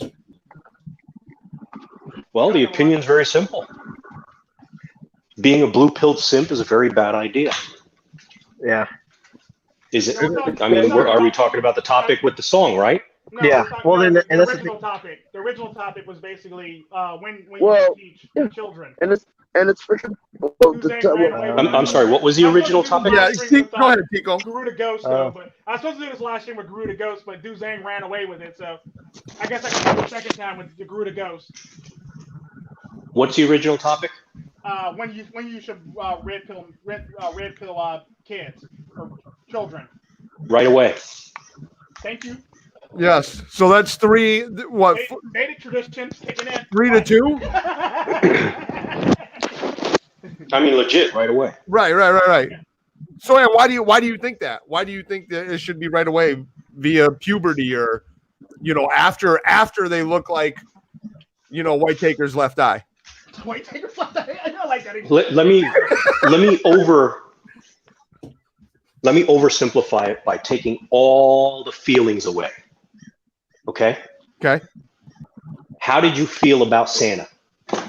Oh man, I love Christmas, man. But that's the only reason why I love Santa, because I knew what Christmas was. Okay, so when did someone kill Santa for you? Oh man, probably like 8. How did you feel? As long as I got presents, I didn't feel that bad. But I mean, at one point, you thought like, "Fuck, they lied to me," right? They lied to me. Okay, like so in that sense, it was later. It was later. Like I can't believe, and it wasn't like "fuck," they lied to me. It was like more like I can't believe they lied to me over something so stupid. Why did they lie to me for something so stupid? And that's when I really started turning atheist as well. Okay, who else? Yam, you're next. Tell me how you felt how old you were when you got Santa killed, and how old you were, and all that. Santa killed. I thought, why did they lie to me about something so simple? And then I was like, yeah, it doesn't really matter. I get the overall concept of getting gifts for people. Did it change anything else in your life? Well, I mean, I guess I started looking at the world differently because I knew both the truth and the lie. So then I started to apply things. I started to apply that in my life. Like I knew that if I were to lie about something, it wasn't necessarily bad. Whereas when you grow up, you're told like, don't ever lie. But like, I knew that people lied. How about when you went to school and stuff? Yeah, and that would, I got in trouble like Tico's son Laszlo. The bitch what? Laszlo, go to the office. Oh man. And I would do crazy stuff too. Like I would just like for one day. No, not crazy stuff. Like how old were you when you first found out Santa was dead in school? Oh, like I said, I was like 5. Okay, so then all the people around you, did you tell everybody? Did you tell your friends? What's going on? Well, no, I mean, I let everyone else have. I let everyone else have their. Yeah, I did. For the most part, though, it's not like I didn't launch a campaign, but I definitely. I didn't launch like a Santa smear campaign. I'm asking you more questions because you're the youngest out of us all. So you have the most recalled memories of that stage. How about you, Wind? Oh fuck.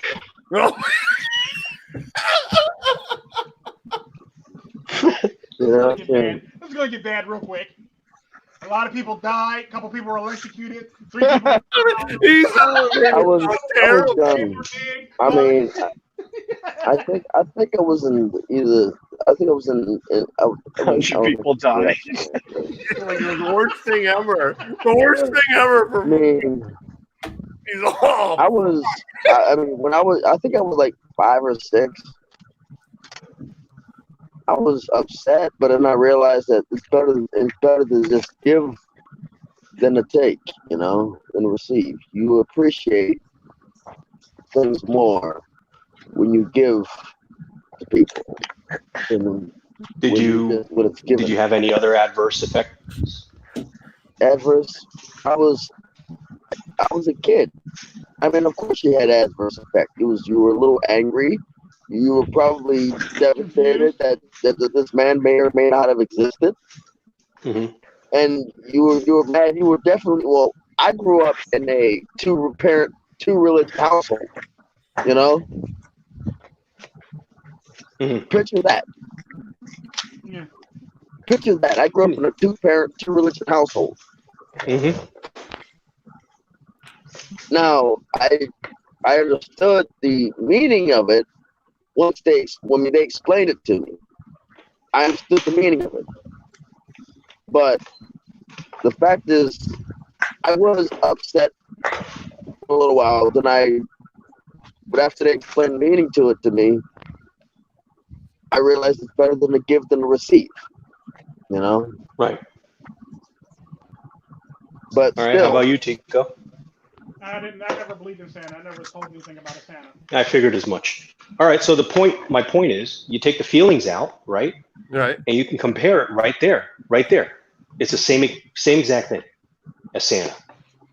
Because just as Duzang said, right, it affected you becoming an atheist later on. So you questioning the whole religion because now this one little thing was a lie, even though it may not have been connected to the religion. And then you go to school, the lie still perpetuates. You say something, and you're killing Santa for everybody else in there. Right. But then you're thinking back, right? You're 18 years old. You're starting to put connections together and everything like that. And you're thinking to yourself, why the fuck did my parents tell me that there was some fat fuck giving out presents? Jolly. And it wasn't true. Some jolly fat fuck with reindeers that fucking fly. I mean, he could squeeze down this little tiny ass motherfucking, chimney, and then when he drops down, I will say though, on some Gumby shit. On some Gumby shit. Yeah, like he comes down the chimney. Wait, what if you live in a project? There's no Yeah. chimney. How the fuck did he get down the damn chimney? We didn't have a chimney. Magic. Magic. On some Gumby shit. I'll say though. So are you? So double. I guess I explained it as like it's like planting seeds. It's kind of like with the. Well, let me finish breaking it down for you. Because I don't think you heard the whole explanation. Yeah, go ahead. Right? So you see the comparison, right? You see the parallels between the two, right? So in essence, you're speaking of something that would be as ingrained in society as Santa. But here's the thing: when you're 5 years old, you really don't know the big fucking difference between non-existent and a lie, and a straight out lie, right? So at first you're like, you mean you killed Santa? You mean somebody killed? No, did he never existed. Did he fall off the goddamn sleigh? Like object permanence. Did he get run over by a reindeer? What happened to Santa? That's you're asking these questions, and then you find out, fuck, he never fucking existed. It was a conspiracy. My parents lied. My teachers lied. Everybody lied. My friends, everybody lied. Even the fucking pastor fucking lied to me about Santa. God damn it. You never know. I'm not saying me, but I'm just saying in general. But that's what MiGTOW, or that's what the red pill is. You don't tell your kids early on, they're not going to be able to deal with that shit later. And there might be some adverse effects because of it. So it's a very clear decision to me. You tell them early on and you get them on the right path. True story. And the sad part about it, if you plant the seeds early, they're going to learn either way. There you go. And the sad part about that is when you plant the seeds, somebody's always going to harvest them. Somebody's always going to water them. Somebody's always going to do the checking for you and actually do the shit for you, because women find some way to be stupid and water all the time. They will prove you right every fucking time. It's better to know the lie late. It's better to know the lie late than to know the truth late. And in this society, the lie is they try to seed the lie in as early as possible. As soon as the kid can talk, they're trying to tell him all of the lies about the blue pill. And what's funny is that something about the truth feels better when everything around you is just a lie, because that's like the whole part of like faith and stuff like that. Just like people are going to be telling you not to believe what you believe, and that almost solidifies you more in your belief. And that's kind of what's happened in this. It's like kind of like a paradox now, because it's like people who are, it's like a rebelling teenager. Yeah. Like when it comes to my children, like I'm more likely to beat their ass if they lie to me than I am if they tell me the truth. If you know what I mean. Like I like the truth, so I'm gonna need you to tell the truth, and this, that, and the other. Yeah, I always tell my kids that lying to me is very fucking disrespectful, and I will teach you some goddamn respect. That's one thing, right? I just let it smack it down like the Rock. Here's what an Indian parent would say: lie to me, and that will be the end. And just walk away. Just walk away. MiGTOW! Right? Because like the minute I know my children start lying to me, I'll pick up a knife and I'll start like looking at it, and I'll start spinning it around and looking at it and examining it. He was there. I'll start shocked. Well, I ain't got no kids, so I can't say nothing. Yeah, because I'll be playing with a knife or none that you know of, MiGTOW. Nothing that you know of. Twirling it. I'm literally like looking at it and examining it. Why does everybody make that joke? None that I know of. Because we know because the reason is, let me tell you why. Because the reason is there are people known as sperm thieves or sperm jackers, and you may think, you're throwing away a condom, whatever. I mean, unless you're one of those people who, rinse that shit out and then throw it away. I've never Recyclers in here. We don't care about. I've never found that in my pocket. and I walk off. Good. I'll never climax every Thursday. What the fuck is going on?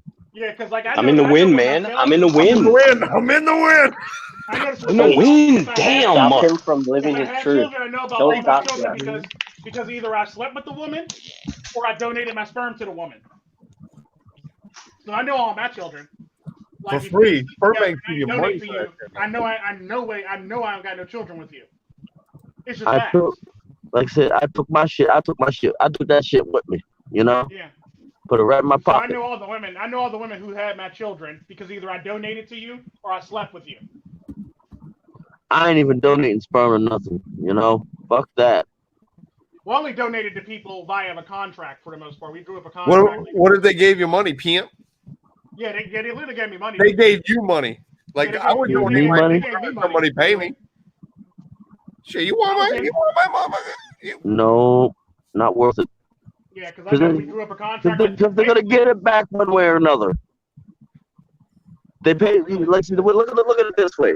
You pay somebody. The chick pays me money to have my child. Later, and if I don't have a contract drafted up, later on, they're gonna want. They can say that they signed the contract under duress. Child support. You know? No, because people usually who pay you for children, they're already well-to-do, or they have enough money to do for themselves for the most part. Right, they just can't have children. Yeah, they can't have children, or they can't find a viable suitor for the most part. And you're a suitor. You're a bona fide suitor. They basically can't find a stud to have a Technically, they can say that they signed the contract under duress, so they can void the contract, just like a sports player. Not if they're the ones that actually drew it up, though, because I usually make them draw it up, and their lawyers draw it up. So you can't say you signed it under duress if you're a lawyer and your party and your lawyers drew it up. I'm just there to sign the shit. So technically, I signed under duress. You didn't. You came to me and asked me. I didn't ask you. Right. And I make sure that's worded in the contract. Right. Let that sweat around in your head. Marinate a little bit. Let that shit sink in. Let that shit sink in, right? Let that shit swirl around your head like a fine glass of wine. Well, I mean, fuck yeah, it's a good way to challenge your writing skills. Right? Writing skills, man. What the hell? Like, draws up the contract. The fucking contract. And then then these thing about the whole entire contract, they sign it first because they get it first. So now you feel pressured into doing it because they signed it and they handed it to you. Exactly. Yeah, I'd be like, fuck. I don't got a fucking choice. Yeah, like now that they drew this up and she signed it, I ain't got no choice now. Now I feel like I'm under the rest. If anything happens. But the sad part about that, those people like that actually usually ask you to do Throw the something Me Too flag up. Yeah, the sad part about it is that's like what I'm doing. I'll be like, yeah, I got victimized. People who ask you to do stuff like that are usually well-to-do, or they tend to have a lot of resources to actually be able to go around. So you'll never have child support or any of this other shit coming back to you for the most part. I mean, they might ask you to do some shit in the contract, like I was saying about my one son's mom.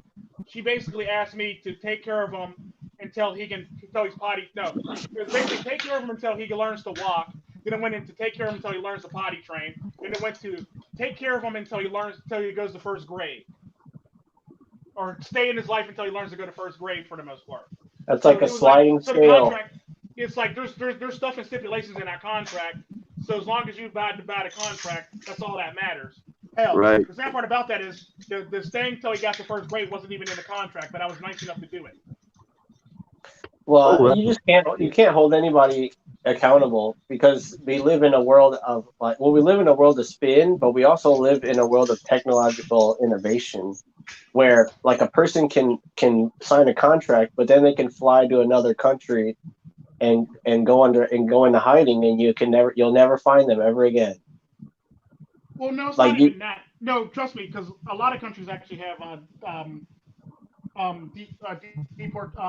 deportation treaties with other countries, but that's not even a thing. Like, because the only thing that really applies for is like when I made a video about if you get married and you went out of your marriage, fly to DR and get a divorce.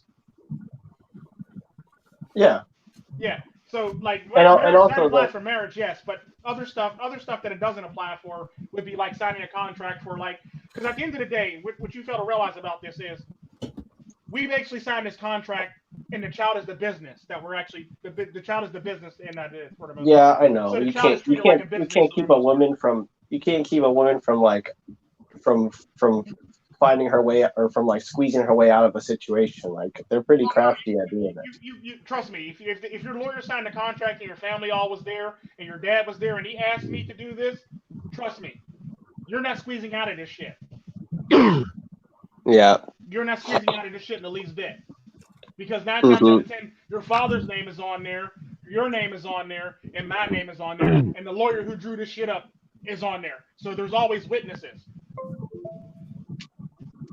Well, I guess that's just like me talking from experience, because I've actually seen like it happen a lot of times where somebody has gotten everything perfect, but then like all of a sudden somebody, and maybe it's just the fact that I haven't seen somebody actually do it properly, like maintain a relationship.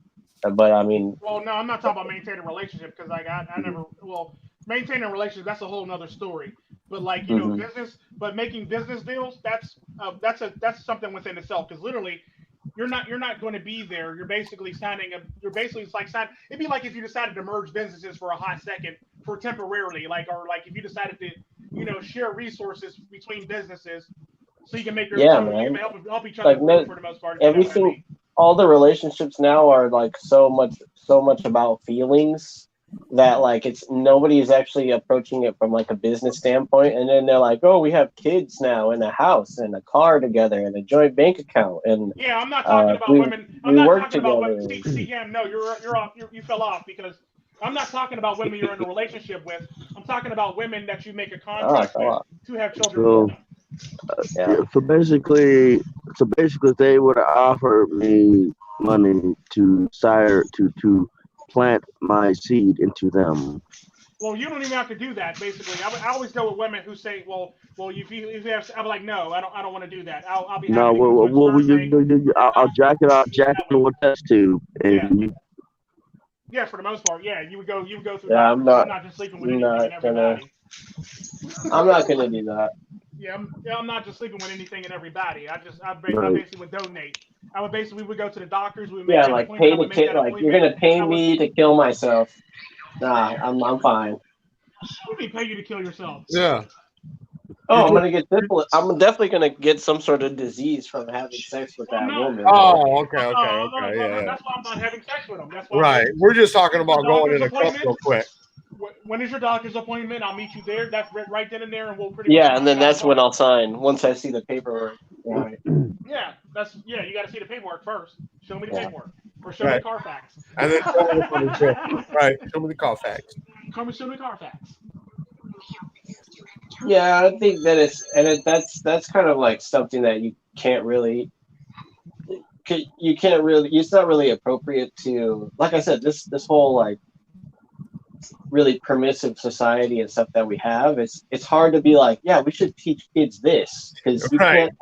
Yeah, I hear you. You can't be, like an adult who is not a teacher is trying to instruct teachers on how to teach their children about certain things. It's like, okay, wait, back up. Whose job is what it are you again? doing? Yeah. What are you doing? But get out, please. Yeah, please, I heard about this. Adults calling their teachers, like their students' teachers, and asking them to help them control the kids. Oh yeah, that's crazy. Like, really, dude? That's not their job. Legit, that's been going on. Yep. No, yep. I heard. My favorite one was the woman who called the teacher and asked the preschool teacher, "Can you teach my child how to tie his shoes? I don't have time for this." Really? Well, that's what I'm talking about with the world. The way the world is.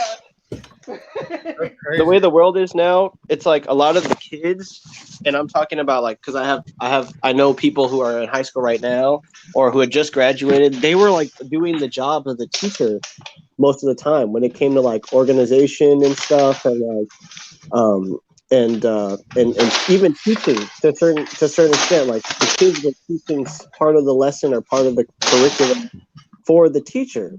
So it's like the level of technological innovation we have now. It's like kids advance at a rate that's faster than what the teachers are asked to be able to like properly instruct. And I think it might mean that the way that teaching happens should change for the better, because like the way it's going now, it's like the kids don't even have respect for the teachers anymore, because the kids have to do part of the teacher's job. Like the kids have to control the other kids for the teacher, which shouldn't be the teacher's job, but that's just the way that some of this shit is. Like some of the kids are like suicidal and depressed, and the other kids have to basically corral that kid away from the other kids and protect kids from being influenced by these like really manic depressive children who really just want attention. And it's like they don't give a fuck. Like they treat school like it's a daycare, and if you ever see daycare workers, they're all fat lazy women who just sit on their goddamn phones all day. They don't really watch what the kids are doing until it's too late. I remember when I remember going back to daycare with this one child I actually had with this woman. The daycare that we sent that she sent them to basically was a daycare, and it had basically a Latin-speaking women and Indian women working there for the most part. Ooh. I would be so scared to go to that daycare if I was a kid, man. I'd be like, "Oh shit, mama, don't please drop me off at the white people daycare." I'll be good. I swear, mommy. I swear, daddy. I'll be good. Don't turn me back there. Please drop me off at the Karen daycare, please. She was like a nerdy chick for the most part. She was like a skinny nerdy chick. And if you gave her a makeover, she could possibly look good. But all the teachers were skinny. They all looked good. They all had children. They've all been in the field for like years, for the most part. And the sad part about that is none of them were fat. None of them were fat. What the hell is going on? We also paid a lot of. Raising kids is a freaking What are you frying bolts? What are you doing? Frying bolts in a pan? Hey, MiGTOW on the win. You're one to talk, no, all right? He's not the one doing it. I mean, I know I ain't got the greatest sound, but damn, I at least try. Tico, what I'm saying is, don't stop Double I from living his truth. Okay, right? That's all I'm saying. That's all I'm saying. Stop living his truth, right? Let Double I do Double I. Let Double I do Double I. All right. Don't be indoctrinated. I remember when we were picking on you. I remember. I mean, come on, guys. Tico, listen. All I have to say is they tell me not to shed innocent blood, right? But the question is, what's blood made for if you can't shed it?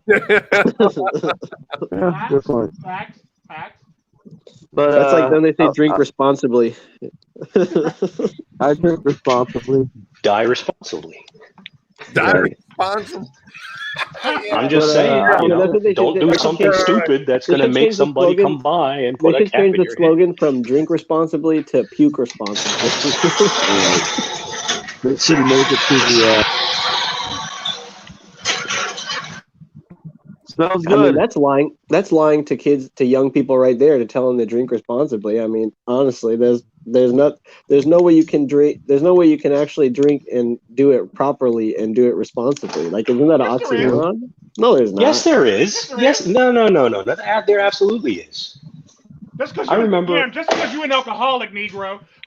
Yeah, dude. Doesn't mean everybody else cannot do it. No, I don't drink. Back in my drinking days, the only thing I would order is a In-N-Out martini, and that In-N-Out martini was good as hell, right?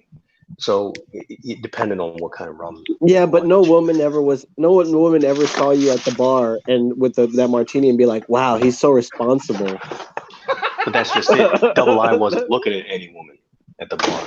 I was just there to enjoy myself. I was my fucking dinner. There. I was looking at what they were. I was looking at them, and they were looking at you like, "That dude is dangerous. I need to go talk to him." That's what they should change. If I ever owned a liquor company, the slogan would be "Drink dangerously." That's how it would. That's what the slogan is. Yeah, and we would sell millions of freaking bottles a day. We probably that's what people really want. Be in your best voice right here. You're talking a very calm voice. Again, I got the first. Don't make me get the tape again. Yeah, what they should do, Double I, is that MiGTOW on the win should he should manufacture knives, and then the slogan of the knife company should be "Knife responsibly." That's what it. Knife responsibly. That's not lying to people. That's good. telling them the truth. We need to start Drink telling people responsibly is actually the truth, because you should drink responsibly. Because if you drink irresponsibly, you'll take your ass out there and get into a car accident, run over somebody, kill yourself, get somebody pregnant. I actually drive better when I'm sober. So if you drink responsibly, you ain't got to worry about none of that shit. Wow, defending the system indoctrination, Tico. I never thought that I would hear you do that. I play devil's advocate all the time. What the heck? Where you been? Oh yeah, actually, think about it. What the fuck normal. Is yeah, my parents never treated school like a daycare. You know, I mean, in every aspect of my life, either one or both of them were either at school, parents, long-term oriented. Yeah, because when you think of daycare is like random visits to the school to see how I'm doing. Like the idea of daycare is I need a place to put my kids temporarily because I don't have a place. I can't responsibly look after them for right now. So that's what daycare is. God forbid that I give them to before y'all go their on father. Double Live, Valhalla asked you a question. Oh, what is it? Are you wrapping up bodies again? Yeah. No, not today, unfortunately. No, listen, I'm sorry you guys had to hear that the other day. I usually do my basement work on my free time, but Tico asked me to jump on a stream, and I had to wrap a few things up. Streams are pretty set in stone, so you know when the streams are going to happen. I'll be there to bury them. Time to wrap it up. I mean, I asked Ian, if he wanted to contract and subcontract, because I have a few things I got to take care of here, but he hasn't been helping me out, so I gotta wrap myself. Double Live, did you ever think to maybe go past Home Depot and pick up a couple people to help you? I was thinking about that. Here's the thing. They just look at me now and point at me and say, Rona, Rona, Rona, and they run away. Rona. Rona. What state are you in? What state are you in? Sunny California, sir. I got a shovel. I can help Los you bury Santos. I got a shovel. You got what? He's got a shovel. I got a shovel. I can help you bury them. Oh no. I'm good with the disposal. I'm thank you though. Good looking out. Thank you. I appreciate it. What you do is dig a hole, make some quick climb, and plant a fast growing tree, like a maple. I mean, they're not too fast growing, but you get a ficus tree. Get a ficus tree. A ficus. Oh yeah. Well, here's the thing. My clientele, let's just say, usually is more or less needs to be questioned. So they're still ticking. Don't forget the quick line. The quick line. I was hoping you guys didn't hear anything. That's what I was saying. That's why I need a mute button on this one. You gotta be real careful. Well, as long as nobody's screaming in the background, we'll be fine. Right.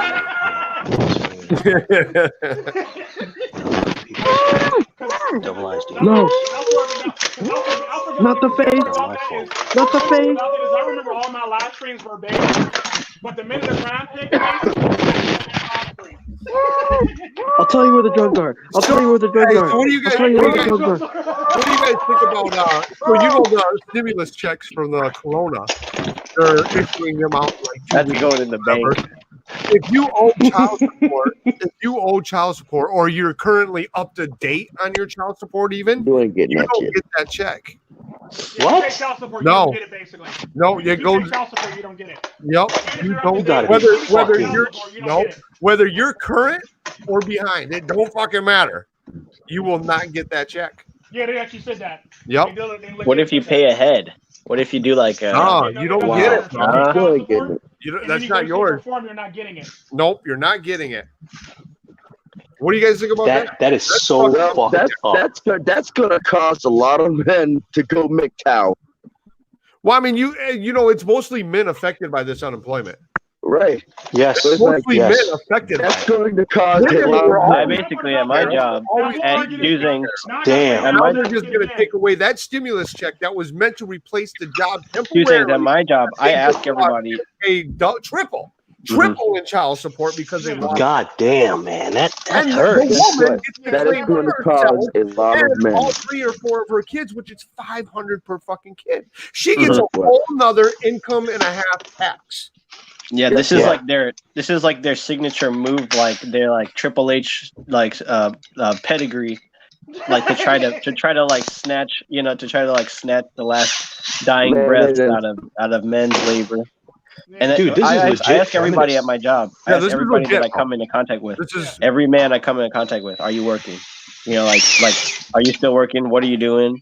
Because and most of them tell me, you know, like, I'm just trying to stay busy. I try to come out at least once a day just so I can like find something to do, because now that I'm not working, it's kind of like I'm in my house and there's nothing else for me to do.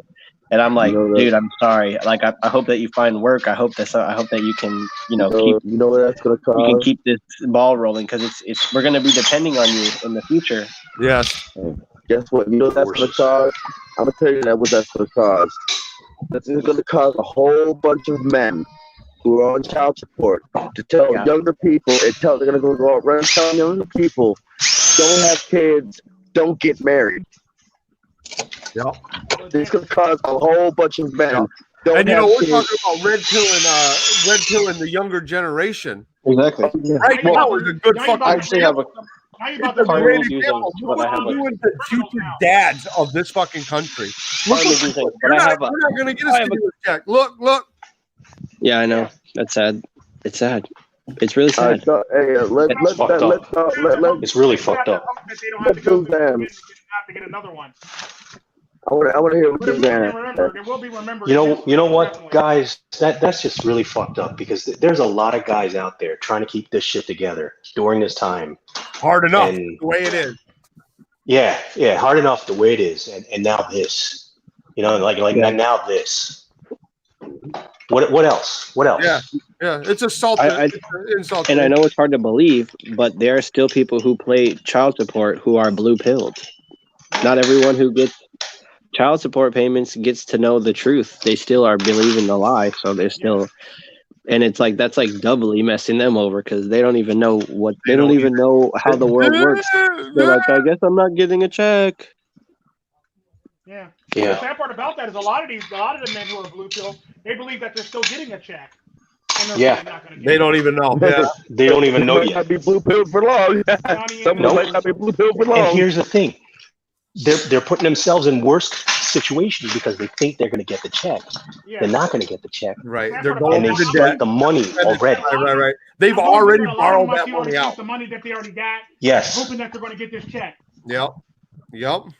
Banking on this You know, check. I bet anybody. I told you, listen, I told you guys, this was Agenda 21 bullshit, right?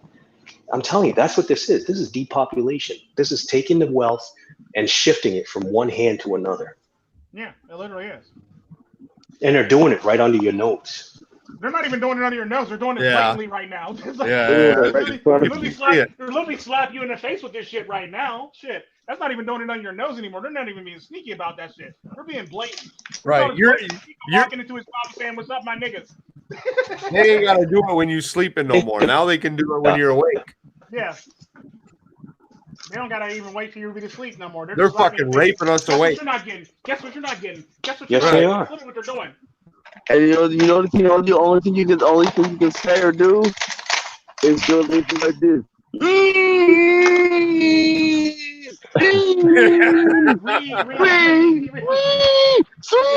Squeal, piggy, squeal, squeal.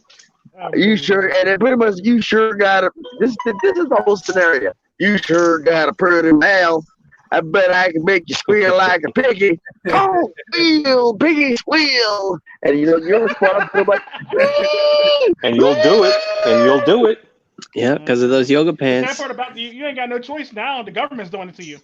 Mm-hmm. Yep. Well, the state has always fucked over man, though. Yeah. I mean, Now they're going it blatantly dude, now. fuck, Now they're going it very Dude, blatantly they just now. Now they're bent walking around you fist over slapping men now for and real. asked you to fucking arch your back. Yeah, it's That's a backup. what they just They back. the women. The women backs up the system and gets their, pays them stupid bullshit for votes, basically, just like they do, I mean, they just back each other up a lot of times. Their laws coincide with what the women want, and the women's actions coincide with what the state wants.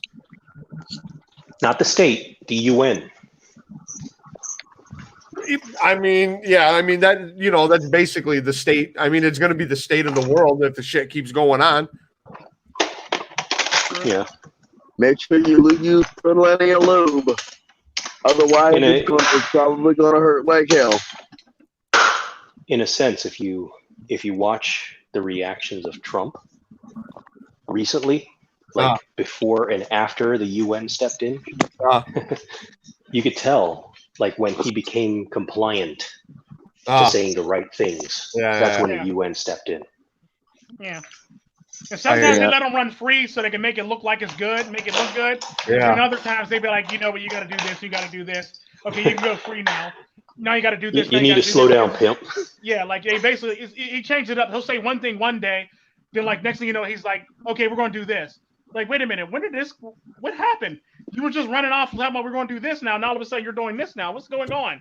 So you know when somebody Trump steps out of the shower in his underground bunker, and a UN official's like comes up to his bathroom door and says, the virus can stay in your hair for 7 days. He's like, I got it. Basically come on. Say, we need to talk. Please, come on. I shampooed and conditioned. Right? It's fine. I mean, so Putin said it's fine. Theory now that says like they're quarantining us so they can put the chip in us. Want to inject all kinds of crap in you, dude. Do you take the chip? Do you if this was real? Do you take the chip? No, I wouldn't. You wouldn't? I wouldn't. No. I'd rather die. You wouldn't? You'd rather die? Would not. I would rather die. Either way, if you're saying this to go by biblical prophecies, either way you die. Either way. Yeah, I know. Sure, I would take the hard road. Jesus, I would take the hard road. Yeah, even Jesus cried when he died. I just want he died. He knew what the plan, but he still cried. Yeah, I know. But at the same time, I would rather take the hard road than the easy road. Because I was talking to MiGTOW and the Win about this one time when my grandmother and my mother were fighting over me, and I told them I stopped eating for about a month and a half, and all I ate was I drank water, I ate cashew nuts, and I ate wild berries from outside for the whole entire time, and I lost a shit ton of weight. So I went into the hospital, and my mom and they asked me when I was in the hospital, does your mom feed you? I said no. She just feeds me water. Threw that bitch right under the bus. Jimmy Town was like, you really threw that woman under the bus? Yes, I did. I didn't want to be with her. I wanted to be with my grandmother. That's smart. So I literally stopped eating for a while just so I can actually literally, get hospitalized. So I literally went on strike for the most part, so I can go back to Costa Rica.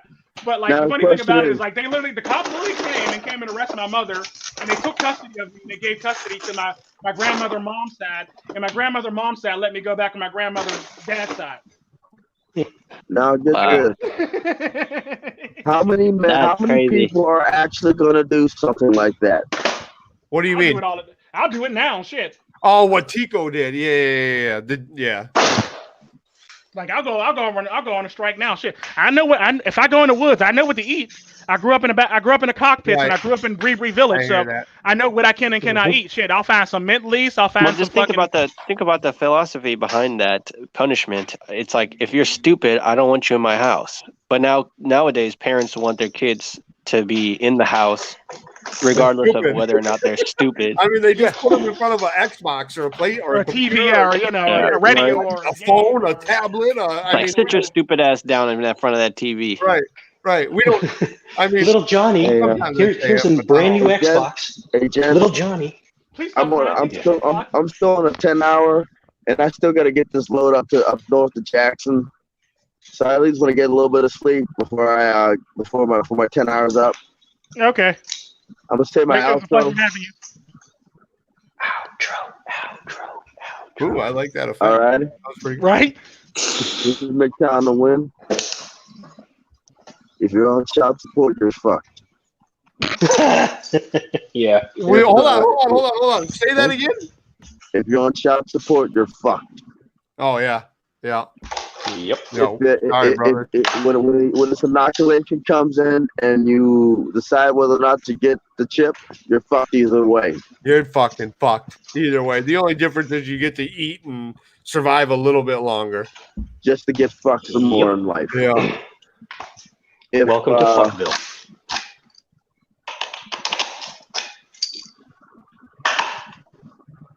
You have the control to how long you're going to be fucked in life. Whether you're going to be fucked for 1 month or 100 or for the rest of your life. You have the ultimate control. Having kids might be the chip in a relationship. Now, the wireless chip, yeah. Yeah. You can if you know how to survive. It would have behooved you to learn how to survive in the wilderness without the assistance of sharpen your survival skills. Whether you read the Quran, the Bible, Torah, Qur'an, whatever you read it to the best of you. Read it as much as you possibly can. If you don't read any religious books, do your own thing. Learn what you can. Read a book that is educational, like homesteading. They have plenty of channels on YouTube. If you don't like one channel, there are millions of others. Don't let yourself fall into the trap of the slaughterhouse, because in the end, the name says what's going to happen. Do not allow yourself to fall back into the herd mindset. And that's all I have to say. This is MiGTOW to win. Don't do nothing that I do. Oh, and yeah, don't forget to plant yourself on the ground and water yourself at night when you go to sleep. Don't forget to add about a little bit of plant food so you can grow up big and strong.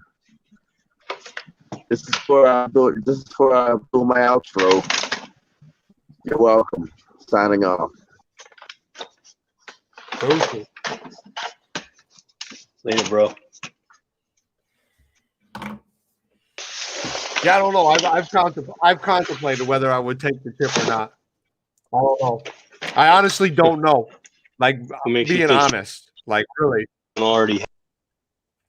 What's that? What makes you think you don't already have it? Well, I mean, so I've asked a lot of people this question. A lot of people are like, oh, they can just track you where you are, and and I'm like, they already can. They already know where you're at and what you're doing at all times of the day and night. They already know. Right. You have computers, TV, phones, GPS, and cars. I mean, yeah, they already know. How do you know? Yeah, I mean, you're so focused as a human being that they probably have a number of chips already planted in and around you. You don't even know. Do you guys believe in like transhumanism? Mm-hmm. Yeah. Yeah, I know about what is that? What is that? It's like beyond human. That whenever you add a word trans, it's like beyond human or beyond that next thing. So like transhumanism is basically saying that we're going to be part computer or robotic, if you like. We're going to be human. But what they do say with the transhumanism thing, they do say like Homo sapiens aren't going to be the last versions of humans. Right. They believe there's going to be a Homo superior. Right. And like a lot of them believe that's what it is. The next human, offspring, if you will, I guess, is going to be part computer. They're going to have chips in our head that's going to be able to link neurological, brain patterns that give you that special oomph, if you will. You're going to have exactly. What I'm saying with that though is not that, more or less the fact that that's going to come after the Homo superiors for the most part, because we're going to start. If the government wants to keep control of people, they're not going to be able to keep control of the Homo superiors, because the Homo superiors will literally be like uncontrollable. So they'll need to take that next step to make to integrate computers into humans into computers, so they can actually be better than the Homo superiors. So that's where the whole entire thing comes into play. Like there's going to be Homo superiors. I think the filing system. There's going to be like humans that actually have like neurochips that actually implanted them, or like nanotechnology implanted them, so they can be better than Homo superiors, so they can actually beat them. Mm-hmm. Right. Silly human. We have already done this. I think we're in a homo. Hang on. Right now, where we're at, we're in a homo. Damn, what's the word I'm looking for? Shut up and said it. We're in a homo sapien. We're in a homo sapien phase, and we're supposedly transitioning into. Yeah. We're in a homo sapien phase, and we're supposedly transitioning into the homo superior phase sometime soon here. Then when the homo superior phase actually happens, that's when governments realize that they cannot control the human beings.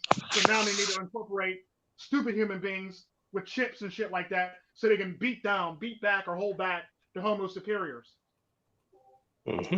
I think this is kind of like why evolutionary biology is like just a precarious discipline of study, because I think like the filing system of categorizing species on the planet and species that like evolve from human beings as a base platform is just like not exactly sound, like if you think about it theoretically speaking, because like nothing has really evolved from human beings as a like when you talk about Homo sapiens, you're talking about like human beings on the planet now that evolved from the previous base platform. The previous phase was Homo erectus.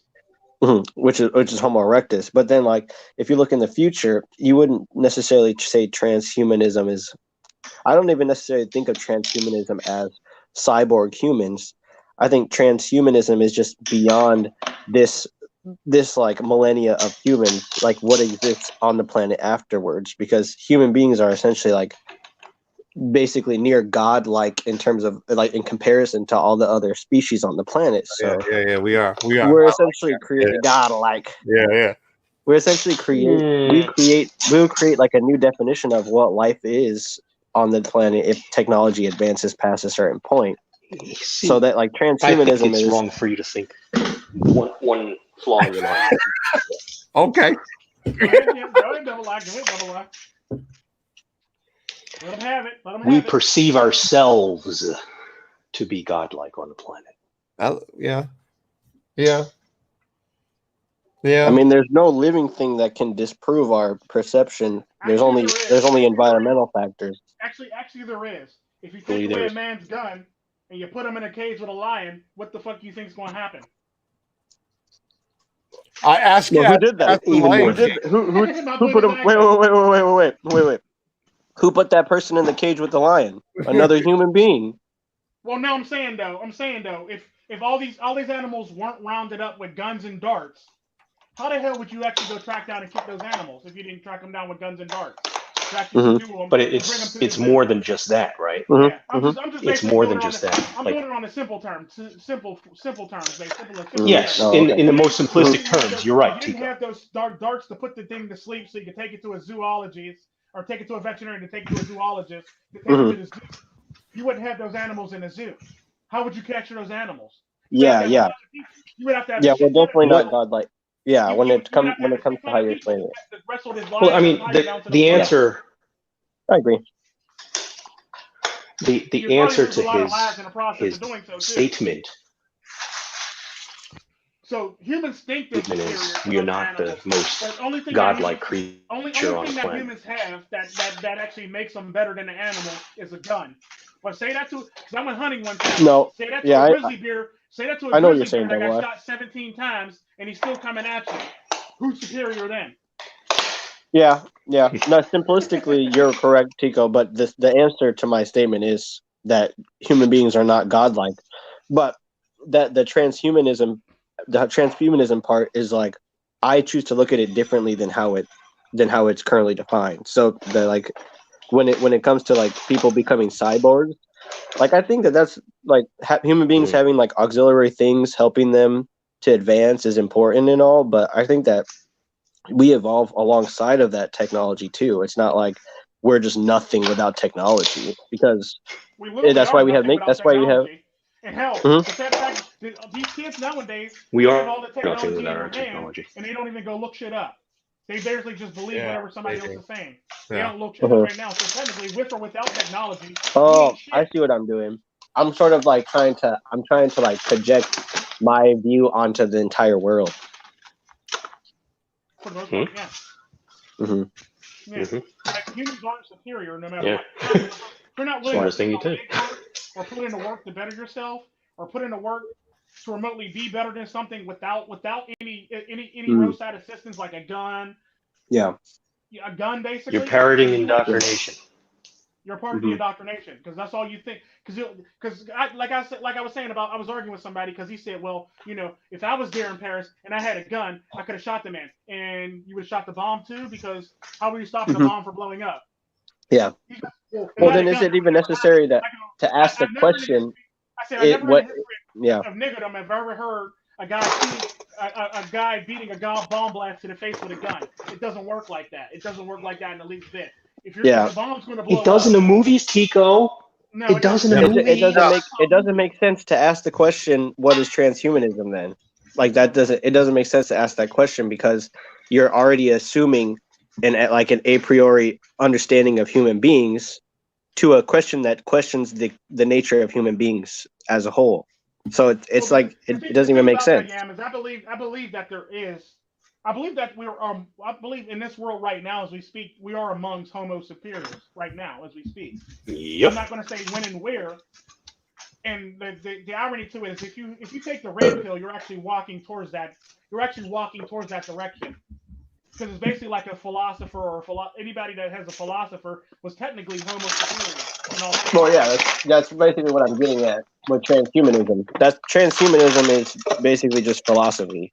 Yeah. So in my mind, what I was saying with the whole entire Android thing, or like integrating machinery into humans, is when there's enough Homo superiors, the government's going to implement that type of technology so they can actually beat back those people. Is what I'm trying to tell you. Oh, yeah. So all the Homo superiors, and what I'm trying to tell you is that's not the only thing. Yeah, that's not the only thing. What are you trying to say, Double I? Superiors are one thing. Homo superiors are one thing, but there are other beings amongst us.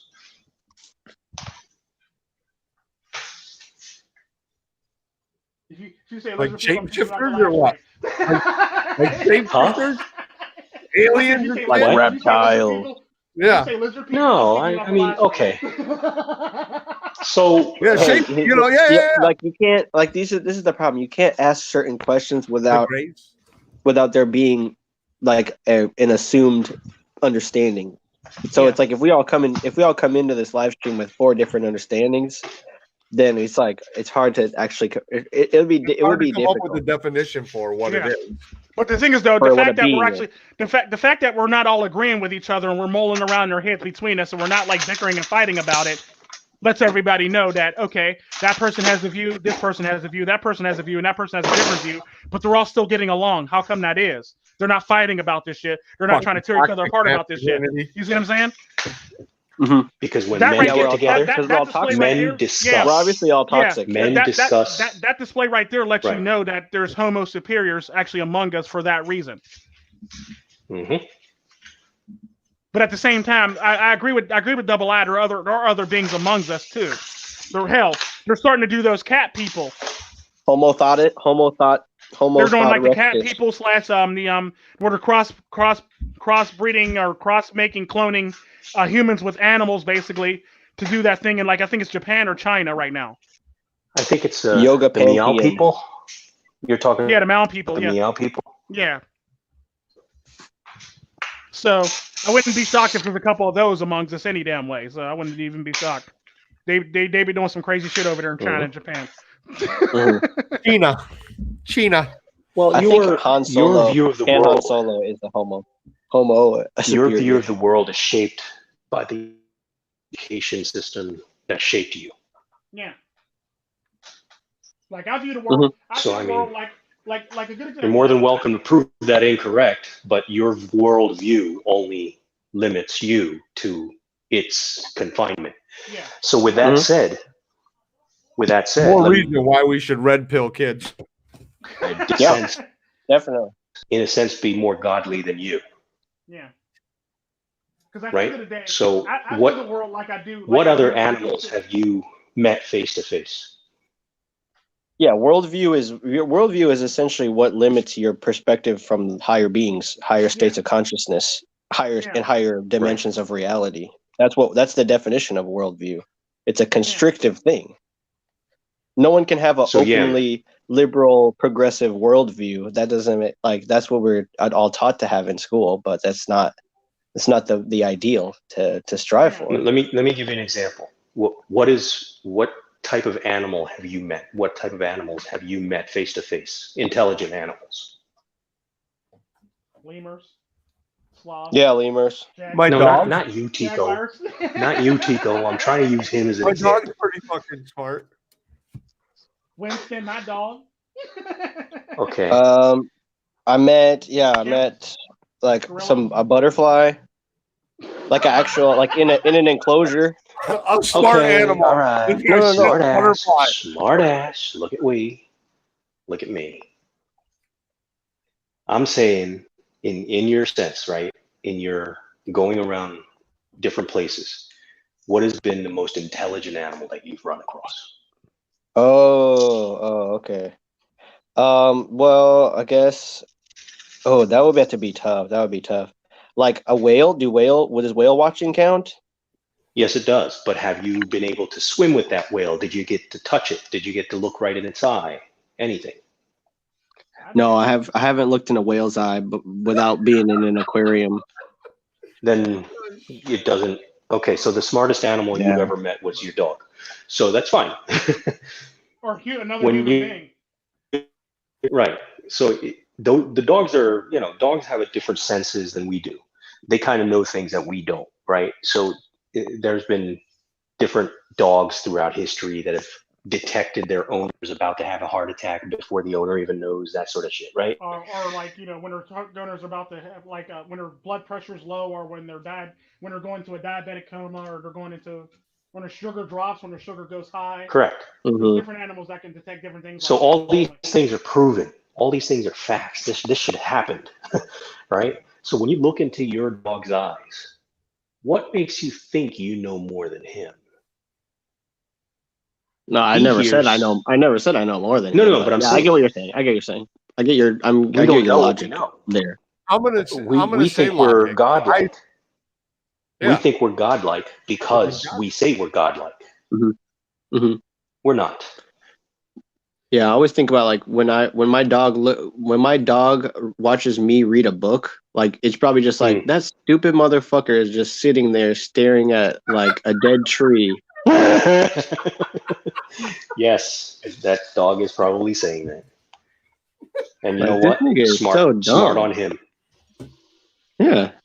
Yeah, it's that's a part of human intelligence that people this is the height of human accomplishment. We can read books, we can follow instructions.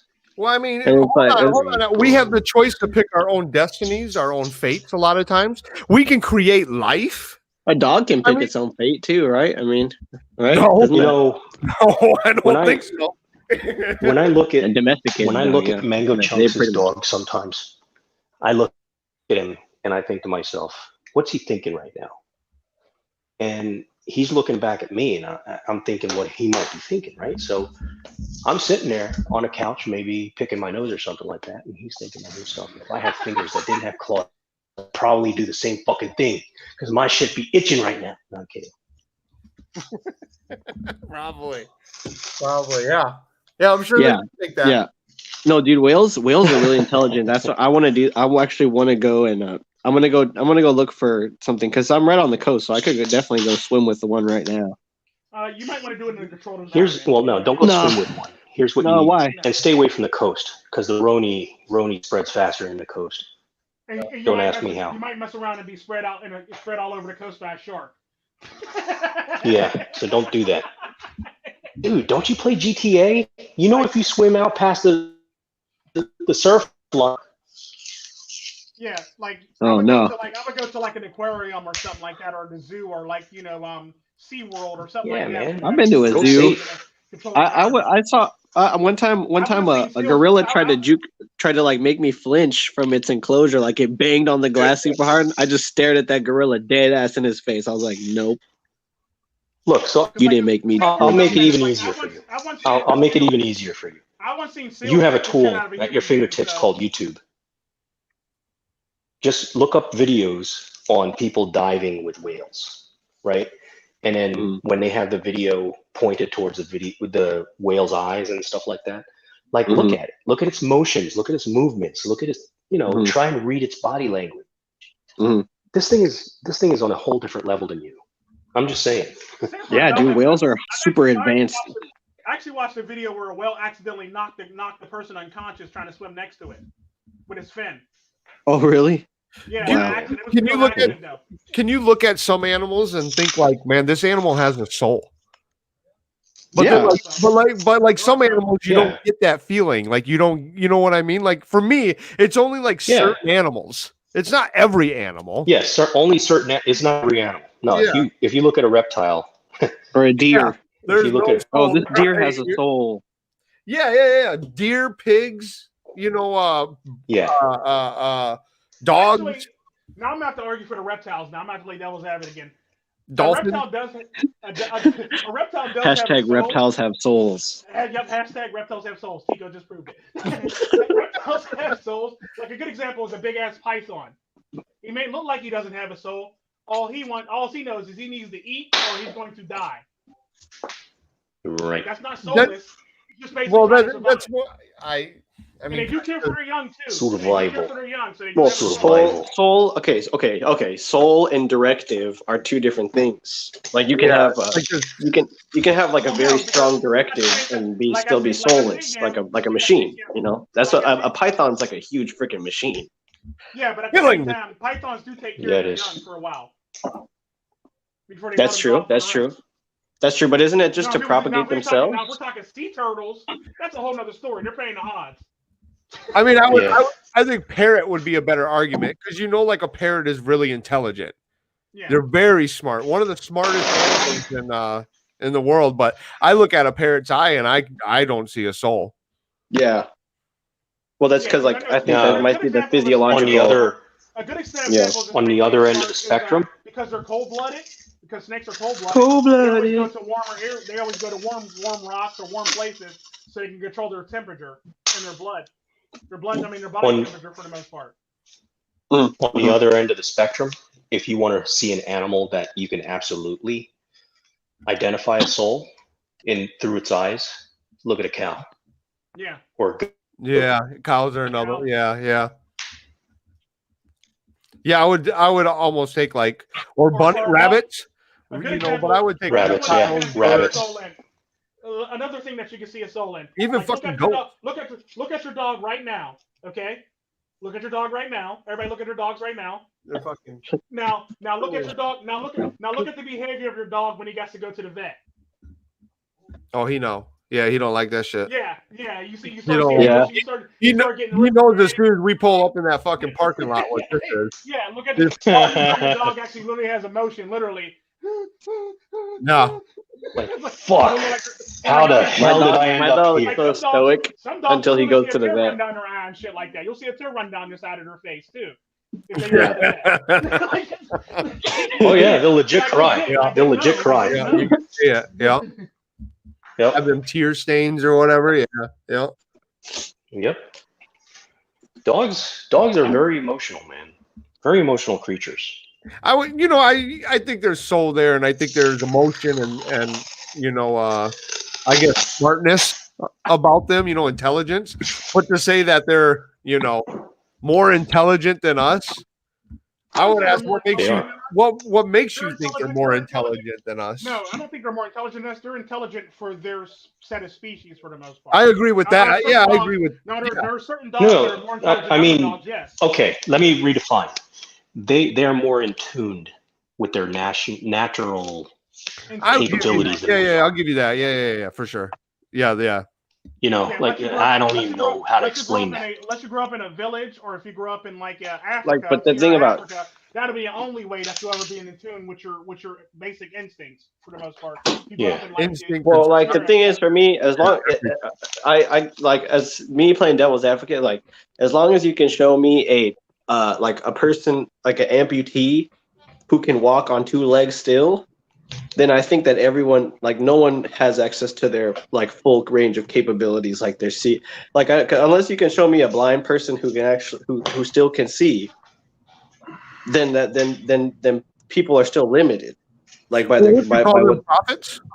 I mean, there are blind people that can, in a sense, see. who can sense see, and there are people who are and there are people like Well, I'm saying what I'm arguing for in the immediate sense is like you can't like a person like there's this whole like people used to be they used to be able to like create the Great Pyramid just by thinking about it, or like they used to be these amazing things.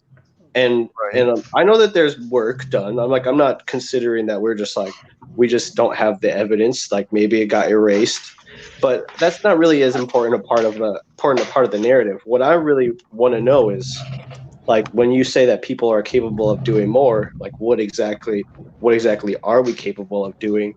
And does that mean that people who aren't doing that are less intelligent, or is it that we haven't unlocked that potential yet? Like if you're saying all human beings, we're talking about two different things here. I believe that we've lost more knowledge than we've acquired. Yeah. We're going along with what you're saying. We're also talking about two different things here. Yeah, we're all talking about knowledge that's been erased. Yeah, because like it's kind of like when people come at me sideways talking about like viruses and bacteria. I actually lost more on viruses and bacteria than most people even learned in a day or in a year. I've lost more in a day on viruses and bacteria than most people learn in a year on viruses and bacteria. It's just facts. So it's basically like a good example. Like what you're trying to actually ask is the capabilities of a human being. A human being, it's kind of like what we were saying in the one live stream about like, if a person said, well, if that was me, I would do this. You actually don't know that until you're actually in that situation. Yeah. Well, what I'm talking about is a person who said I'm smart, like you're saying. Oh, okay. Hang on, no, but like I'm trying to get to that. Like you basically don't know your capabilities until you're put in that situation. Right. A human being would never know their full capabilities until they're put in a situation where they got to use every single thing and every single thing around them to their advantage to get the hell out of that situation.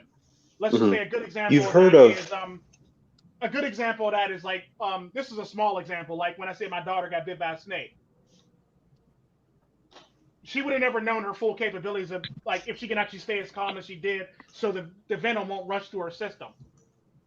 She would have never known that had she had not went through that situation, if you know what I mean. Because most people will say, I would stay calm the whole entire time, but a lot of people freak out like motherfuckers. I've watched it. I've seen it in hospitals a lot. Like motherfuckers is freaking out for no reason. Like chill. Your heart rate is going, and it's going to make the thing rush through your veins and your system for the most part. It's just facts. Yep. But at the end of the day, like I said, you'll never know what you're fully capable of until you're put in those situations. Let it be, let's just say if you get trapped in a freezer, you would never know how much you can withstand until you're actually put in a freezer or being trapped in a freezer for the most part. If you know what I mean. Well, a human's ability to be calm is definitely something that's like Double I to speak on what you're saying. Like a human's ability to be calm in the face of like an intense amount of pressure is definitely something that is like unique, not unique to human beings, but puts human beings in a certain category. Like when you talk about other animals, if you don't kill a certain animal, right? Like the stress gland will like release a bunch of like toxins into their meat and essentially make that meat like basically like tough or not as nutritious or kind of filled with like just excess toxins and stuff. But the fact that human beings can regulate that if they have a sound mind shows like the level of intelligence that they have to regulate their own bodily functions through just the power of the mind. There's a lot of other animals that can do the same damn thing too. Like regular baseline animals that can do the same thing. So it's not just humans that can do that. No, the example I was trying to give you was if you think of certain people during situations that are extreme, like take for instance, I've seen a guy like, I was in Florida. I think I was traveling from Fort Lauderdale to West Palm or some, I forgot. I was going north. I know that on 95, right? So I'm on my motorcycle and I'm rolling and I'm going about, good speed. I'm staying with the traffic. I'm not trying to get a ticket or nothing like that. So I'm just rolling around, headed to my destination.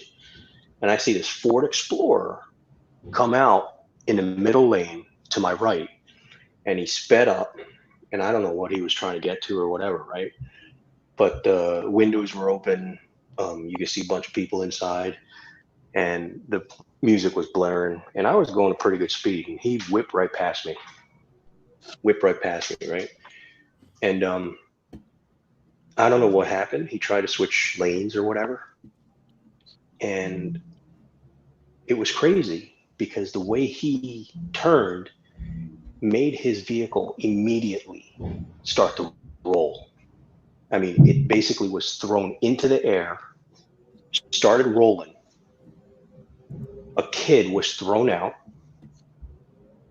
3 other people were thrown out. It landed somewhere in the grass. You know, bodies, people were scattered all over the place. They weren't bodies yet, but, you know, basically injured people. It hit another vehicle. That vehicle was wrecked. It's on the side of the road. So, of course, what did I do? Went to the side of the road because I saw that kid fly out, you know, and it was just like a baby. You know, it should have been in a car seat, yeah. But what am I going to do? Go back in time and badger the people in the vehicle? It's not the kid's fault. So at this point, the best thing to do is get that kid out of their situation or see if the kid is safe, right? Mm-hmm. So I pull over on the side of the road, and there's this lady yelling at the top of her lungs, and she was basically stuck, you know, underneath the car, her leg. And so I stopped and I said, "Are you okay? And, you know, are you, you know, it doesn't look like you're going to be in any trouble here. I just want to go check on this kid." And she's like, yeah, go check on the kid. Go check on the kid. I saw somebody else, and I waited until they came to her, and I went to check on the kid. And so, you know, by the time I got to the kid, there was a lady already there cradling the kid. I gave her the blanket that I'd already grabbed out of my car, brought it with me. The kid got wrapped up and everything like that. And I turned around, and, you know, there was no way I could have lifted that car off the lady's leg, right? So I turned around, and a guy that stayed there to help her was now lifting the car off of her with his adrenaline. Like, I turned around like, damn. You know? Yeah. I thought I was dealing with the Hulk, essentially. Hey, there's no way, under normal human circumstances. All right. I gotta go to work. All right, man. All right, Jose. All right, we'll see y'all next take care, Friday. Duzangs. You do, yeah. Definitely. Outro out, bro. Fuck you, walk away, MiGTOW.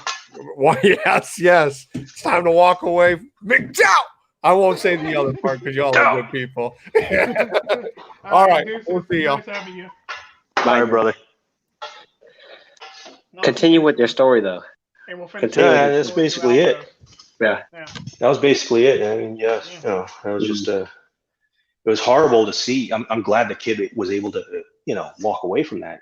The little girl was, you know, hurt, obviously, scratches and bruises and everything, but at least she survived out of the situation, and so did the lady that was trapped underneath the car. Yeah. Life is fragile, man. Life is really fragile. The sad part about it is you don't know what you're capable of until you're actually put in that situation. Yeah. Like I said, I remember one time I got trapped in an elevator with a woman who was pregnant in a state or a state building or a court, no, state building, off city county building or something like that. And I never knew I could deliver a baby until that day when they were actually yelling directions down the damn shaft at me and shit. Like, I don't want to do this. And I remember I was 16. I don't want to do this. Like, you got to do it. You got to do it. I don't want to do this shit. This is not my job. This is not my fucking job at all. I'm out of here. You have no choice. You have to do it. You have to deliver the baby. Like, no. And the sad part about that, before that, I've actually delivered calves. I delivered, like, you know, stuff like that, but I've never once delivered a live baby. A human baby. For the most part. Yeah, humans are a different story. Yeah, that's a different story. You can't let them really fall out like that. Yeah. I hate to tie it back into the. I hate to tie it back into the teaching thing, but like, yeah, it's true. You really don't know what it's like until you've experienced it, and you can't really say that somebody is capable of learning this until you've actually tried to teach it to them. Well, no, because like I said, like you basically go around and you point out situations in real life that they can actually see. Mm-hmm. And then they can actually put two and two together for the most part. You just don't tell somebody something and just be telling them something and not show them any examples of it for the most part. Well, that's what we do in school now. I mean, yeah, like it's basically like this shit. Yeah. A good example of that is like I was saying, when it comes to the single mother, these boys learn this same behavior without being told the same behavior. It's basically self-taught because they see the shit. So at the same time, while that's going on, if you actually point that situation out to that kid while it's happening, he probably won't fall into that situation. You see what I'm saying? That'd be like a good example to show a kid what not to do, or what trappings not to fall into for the most part, if you know what I mean. That's what I'm talking about. You have to have examples. You can't just have words on a. You can't just say words and not have examples to back it up. Is what I'm trying to tell you. So like it's literally like you're putting a child through a mock simulation for the most part.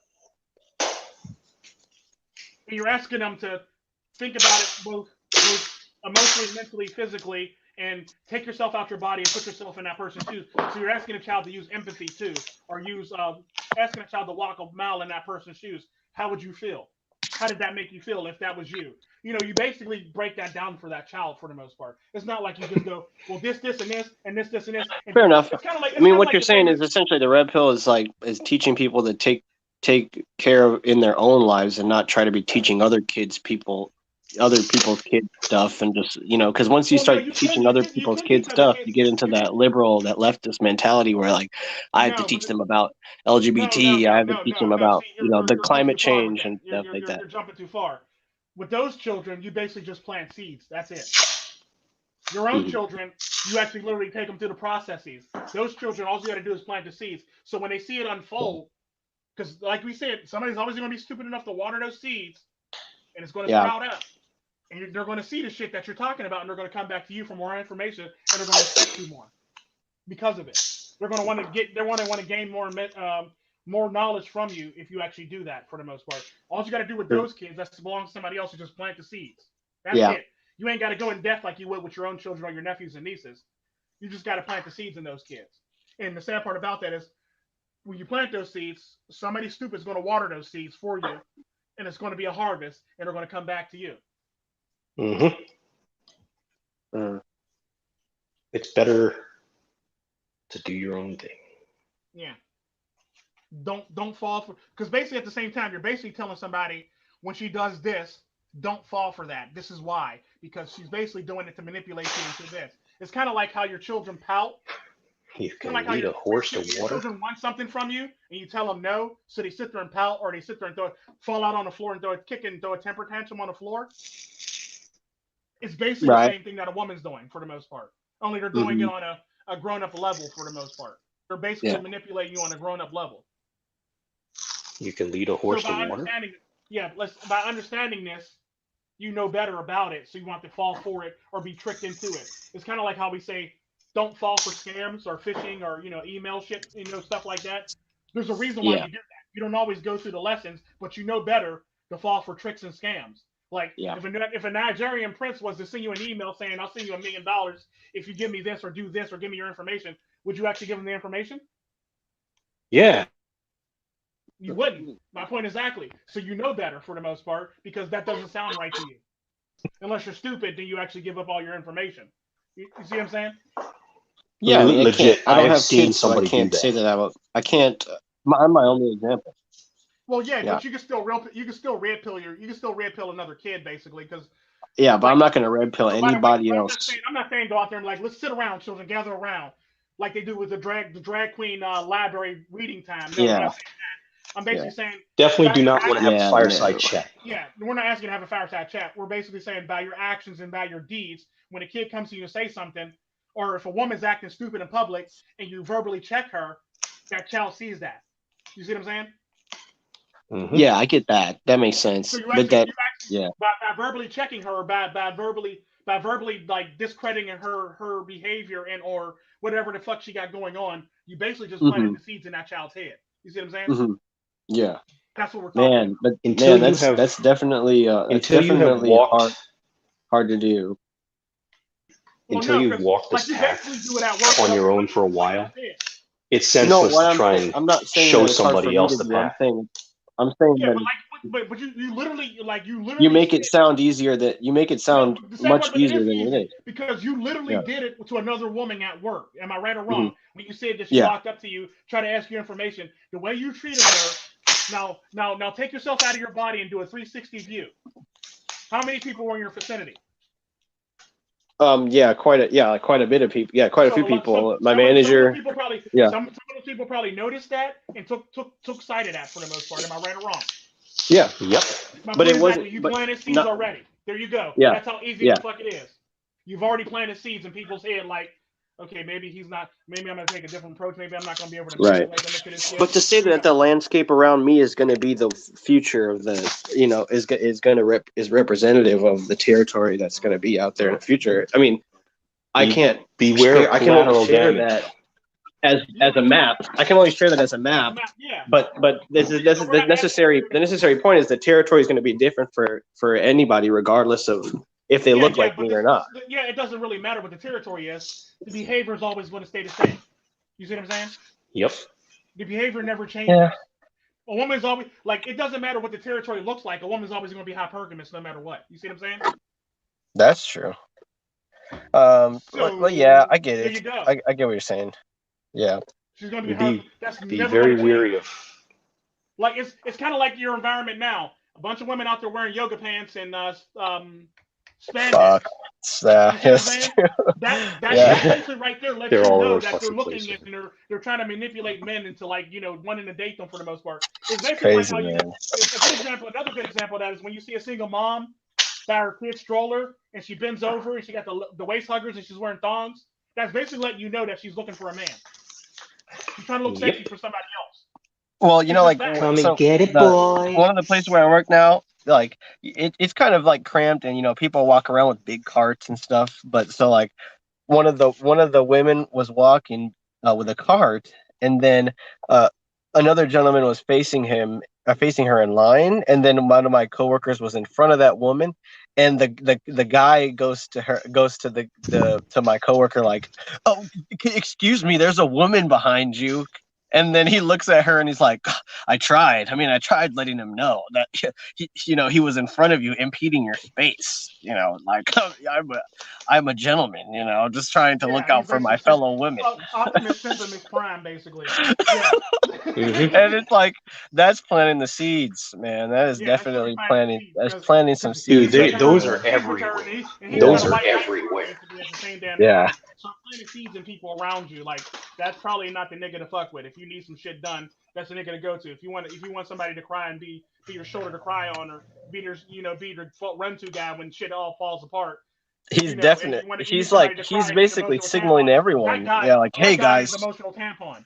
That guy's. I am the emotional tampon. Yeah, he's basically that's what I'm the emotional tampon. What you signaled is I'm not that nigga. Basically, it's kind of like what I told my one female friend. It's basically what I told my one female friend when she met me at a bar, and she goes to me, Tico, I'm so depressed. My boyfriend's cheating on me and this, that, and the other, and I want to commit suicide. All I did was drink my drink. I set my knife on the counter, and I go, don't ever call me again. If you're that suicidal, I'm willing to help you. And don't ever call me again until you figure this shit out yourself. And I walked off the bar. Wow. I put my knife on the counter, and she said she felt suicidal. I automatically pulled my knife out. I opened it up, and I sat it right there in front of her, and I said, don't ever call me again for this shit again. You figure yourself out. If you're not dead, call me, and we can probably talk again. If not, then it was nice knowing you. And I literally got up and walked out the bar. Yeah, because that's what she's doing. Is she trying to plant a seed in your mind that you need to be around her, listening to that bullshit all the time? I don't need to be. I basically drank my drink, and I got up and I rolled. And the bartender that is smart. That is a good. That is a good lesson, though. The bartender's looking at me like, the fuck, and that was savage. Yeah, that. I'm sure anybody who would have seen that right there would have been red pilled, like instantly. Yeah, because you don't necessarily have to. If it's not yours and it doesn't really belong to you, it's not attached to you in any way, shape, or form, like by a family, or you're not his godfather, or stuff like that. Then just let it. Then basically just do shit like that. By your actions and by your words and deeds, you'll pretty much plant the seed. It actually rhymed. Damn, I didn't realize that. Damn. I get what you mean. Even through the rhyme and the alliteration. Yeah, it's like even that's literally all it is. You're just playing through the bar. Tico, I didn't know you were lyrical like that, brother. Sometimes I am. I do write poetry. Lyrical, miracle, spiritual. I do write poetry for all of my children every morning for the most part. So yeah, I'm very poetic. But I don't write because I remember when the Cartel Princess found out I was doing that. She goes, "How come you don't write me poetry? Because you don't need it." And I walked away. Yeah, I write all my children poetry every morning. Every single morning I write Savage. Yeah, I write all my children poetry every single morning. Every single morning I write them poetry. Even the babies. They can't read right now, but I write the babies. Man, I just be thinking for women I like less sonnet, more haiku. Like let's wrap this up. Like you're saying way too many lines. Yeah, literally. I need 575 syllables. That's all I need. That's really all I need. 575. I'm gonna need you to drop that. Hey, what are you? I'm not even gonna give you 16 bars. Drop that in 8 bars. Drop it in 8 bars. Drop it in 8. Yeah. The verse is only 8 bars. That's it. We moving on to the next, the other feature guest. You only got 8 bars. 8 bars only, pimp. Squeeze it in. That's exactly how I operate in life. You got 8 bars. That's it. Goodness gracious. You got 8 bars to convince me, and I'm out. Yeah. Yeah. So that's like so what it is really. I mean, is that kind of red pilling has been kind of corralled, or people like children have been corralled away from that, both in the home and at school. But I think it was not normal. It was not a normal thing at school. School is almost like a different thing entirely than it is now. And now it's like kind of like it's a source for like a lot of information that kids are like mandated to know. And I think that's what has created MiGTOW, is that, like I said, there's just way too much information on this part of the brain that needs to be free to like create and innovate and do stuff, but it's just filled with all this like indoctrination and garbage. And then people aren't really aware of the red pills that are going on around them, because no one's telling them the truth that what they're learning isn't really important. Everyone thinks they're like, oh, math, you're going to need math, you're going to need science, you're going to need all this stuff, and it's not. You don't really need it until later in life, when you're like actually able to learn it after learning the truth about your life. And most people don't learn the truth You're making a very good point. You're making a very good point. Here's the problem. We're not reaching nearly enough of the population as we should. Yeah, we're not. Definitely not. I agree 100% on that. And this whole Corona thing going on, I'm hoping it will open up, men's eyes, really. And from what Zhang said, we're not gonna see any of that. Well, hey, it's made Tico have to live stream more. It's made you have to be on GTA more. It's made me have to go to a different place and start red pilling people there. So it's like, even if this video, I don't want to like think of, even if this video doesn't get reach as many people as we want, it is still affecting people. It is still effectively red pilling people, because it's putting those people who were red pilled in a certain area in a different area, and then we're sort of mapping things out as we go along, and things are getting much more clear to us, as we can see by like some of the past live streams. And I can't wait to get True Sherm on here, see how he's doing. Where is Sherm? I remember he's 2 or 3 streams ago, Sherm was just like, he was like, you could hear it in his voice, like with this whole situation. He was not in a good spot. And then he came and it was all super fun and laughs like the last time we had him on. I thought that was a great development. It was awesome. It was awesome to see that. The thing about True Sherm that you have to realize is True Sherm is actually an introvert. Well, he's an extrovert. I would say he's more of an omnivert. He actually thinks a lot, and he sits there and he actually looks at things and he views the world and he actually takes it in. Unlike a lot of people, like he looks at the world. He does comedy, and he does comedy too. Yeah, he's a freaking hilarious individual. This is what you're actually seeing. Like you're literally seeing his view, him taking in all the stuff that he sees and knows and hears and all that shit, and he's basically putting it out there for the most part. Because he can be funny, but he can be serious at the same time. When he's being serious, I actually like True Sherm more when he's actually very serious. Me too. And that's the interesting thing. It might sound down and out to you, but he's literally just trying to lay facts for you. Is all he's really trying to do. Yeah, like, he's not trying to be funny. Sometimes you got to put funny in this. What True Sherm knows. Sometimes you got to put being funny aside to actually be serious, so people can get a message across. And sometimes funny, you're absolutely right. Same message across if you need to be, depending on your crowd and the people who's actually viewing you for the most part. Or like when I'm going to need you to get the Terminator on. Yeah, he's on Sundays. Duh. He's on Sundays. No, but I'm saying on the GTA, brother. But you got to get people. And I mean today, because after we get done live stream, after we get done this live stream, I got an earful for both of y'all. PlayStation 4, so we can actually play with y'all. The niggas been trying to purchase a PlayStation 4 so I can actually play with y'all. We don't got PlayStation. We're an Xbox only house and a Switch house. Okay, so what are you waiting for? You afraid that Rona? No, I actually purchased online. I'm not going out there. Are you stupid? He bought it online. All right then. So when is it coming? I don't know yet. I think I put it in my cart. I actually got to order it, but I got to send True Sherm. You put it in the cart. Well, what are you waiting for? I put it in a Walmart cart. Oh my goodness. What do you need? An invitation? Yeah, I put it in the cart, and I forgot to say. I will admit I forgot to send True Sherm your ID or your MD or whatever the heck you call it. I forgot to send it to him. Thank you. Thank you very much. It's called PSN name, okay? PSN name. Yeah, I forgot to send him your PSN name. I'm sorry, but I will send it whenever we're done. PSN Snowflake Race. Snowflake. I would greatly appreciate that. I thank you in advance for your cooperation. You have a cell phone number. You can send it your Oh, here we go. No, I don't. I don't have I gave it to you. He told me to give it to you, and I gave it to you. Oh, I must have lost it then. Oh God, you know what? I'm about to hurt you. I'm really going to hurt you. You've been really. I had to do a cleansing. I had to do a cleansing on my phone list. Have been more red pill layered on than most. And what I was talking about with True Sherm is like you definitely done your job to like layer in that cynicism and stuff, and it certainly rubs some people the wrong way, but it's because it's for a good reason, because you're trying to send a message through. And I don't know how it would rub anybody the wrong way. Tico's a dick. I mean, everybody. Well, it's like I said, it's people who don't know. They don't know the history of. My thing is like, if you don't know where what's so wrong, if you don't know where a bullet. If you don't know where a bullet's coming from, then it's hard to you have a very split second moment to like assess its trajectory, and a lot of people they don't actually know where the shots are coming from, so they kind of get like stressed out, and so then they start to like misinterpret directions and stuff, and things just get thrown off.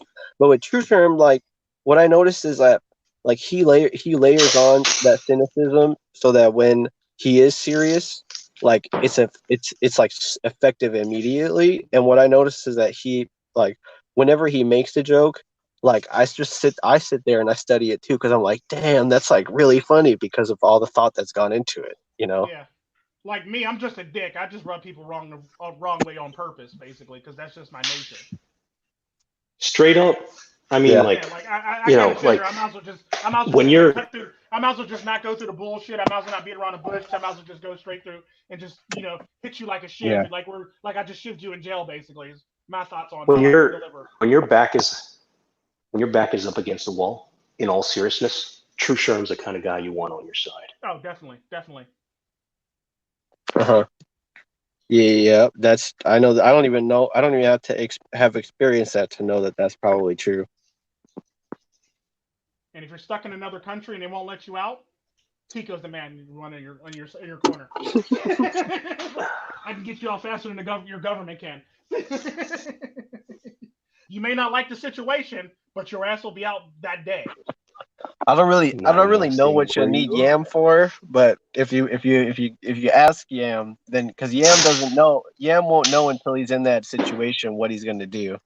So I'm also good for tight quarters, and if shit goes down and it goes south, just throw as much at Yam as you can, and Yam will have to be ready for it.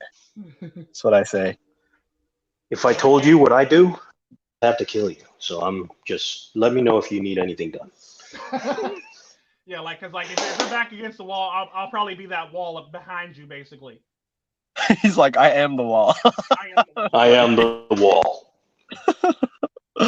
Oh, like, behind. I am the wall. Reminding you that you got this, nigga. You got this. It's like I am the thing. I'm the thing that backs you up against the wall.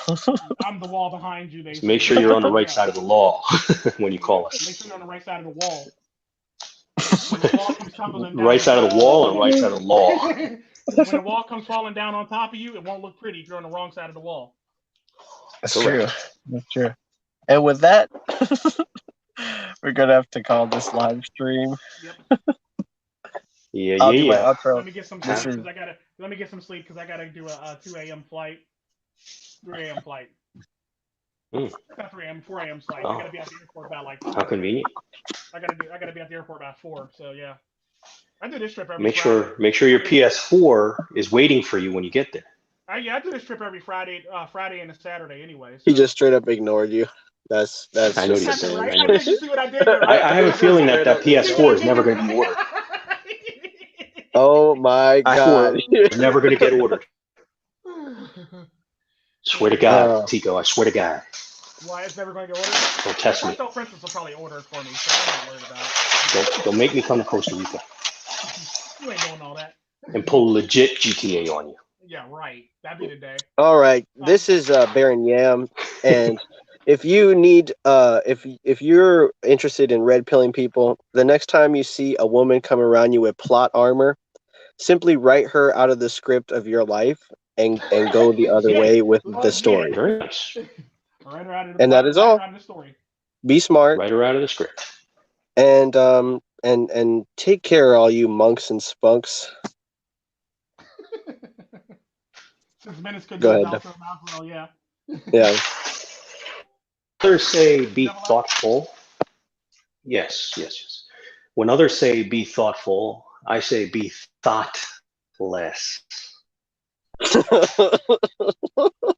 True story. Facts. Be good to yourselves, gentlemen. Be good to yourselves. Take care of yourselves. Save your money. Spend it on your own happiness. I'm out.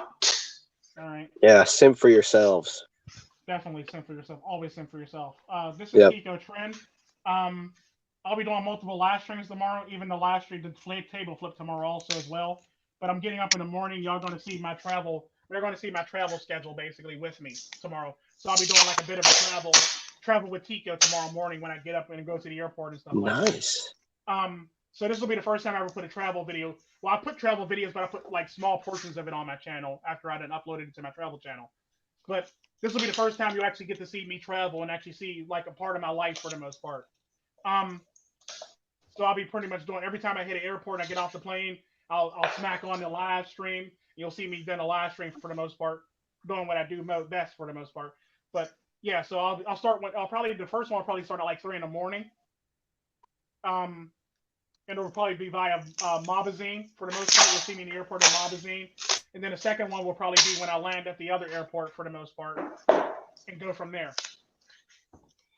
Good. Make sure this time you don't turn off the video camera or you have it available when someone sits on your laptop. So this way we can see your kid beat the shit out of something. I highly doubt somebody will sit on my laptop because I'm not carrying multiple bags. I'm just saying, I'm man. carrying my backpack. So, and I usually leave it on my back. It's my travel backpack, the one that I keep all the stuff in safely in the back.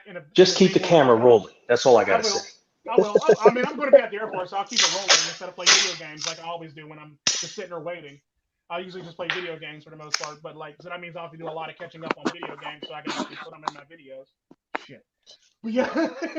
But yeah, that's what I'm pretty much going to be doing for the most part. Is just you'll get to see the life of Tico for the most part on this channel. At like 3-ish, it'll be like 3-ish in the morning, New York Standard Time-ish, depending on where you are. I'm basically giving you a general vicinity and what time it'll be. But yeah, y'all have a blessed night. It was great serving y'all guys. Go forth and plant those red pills.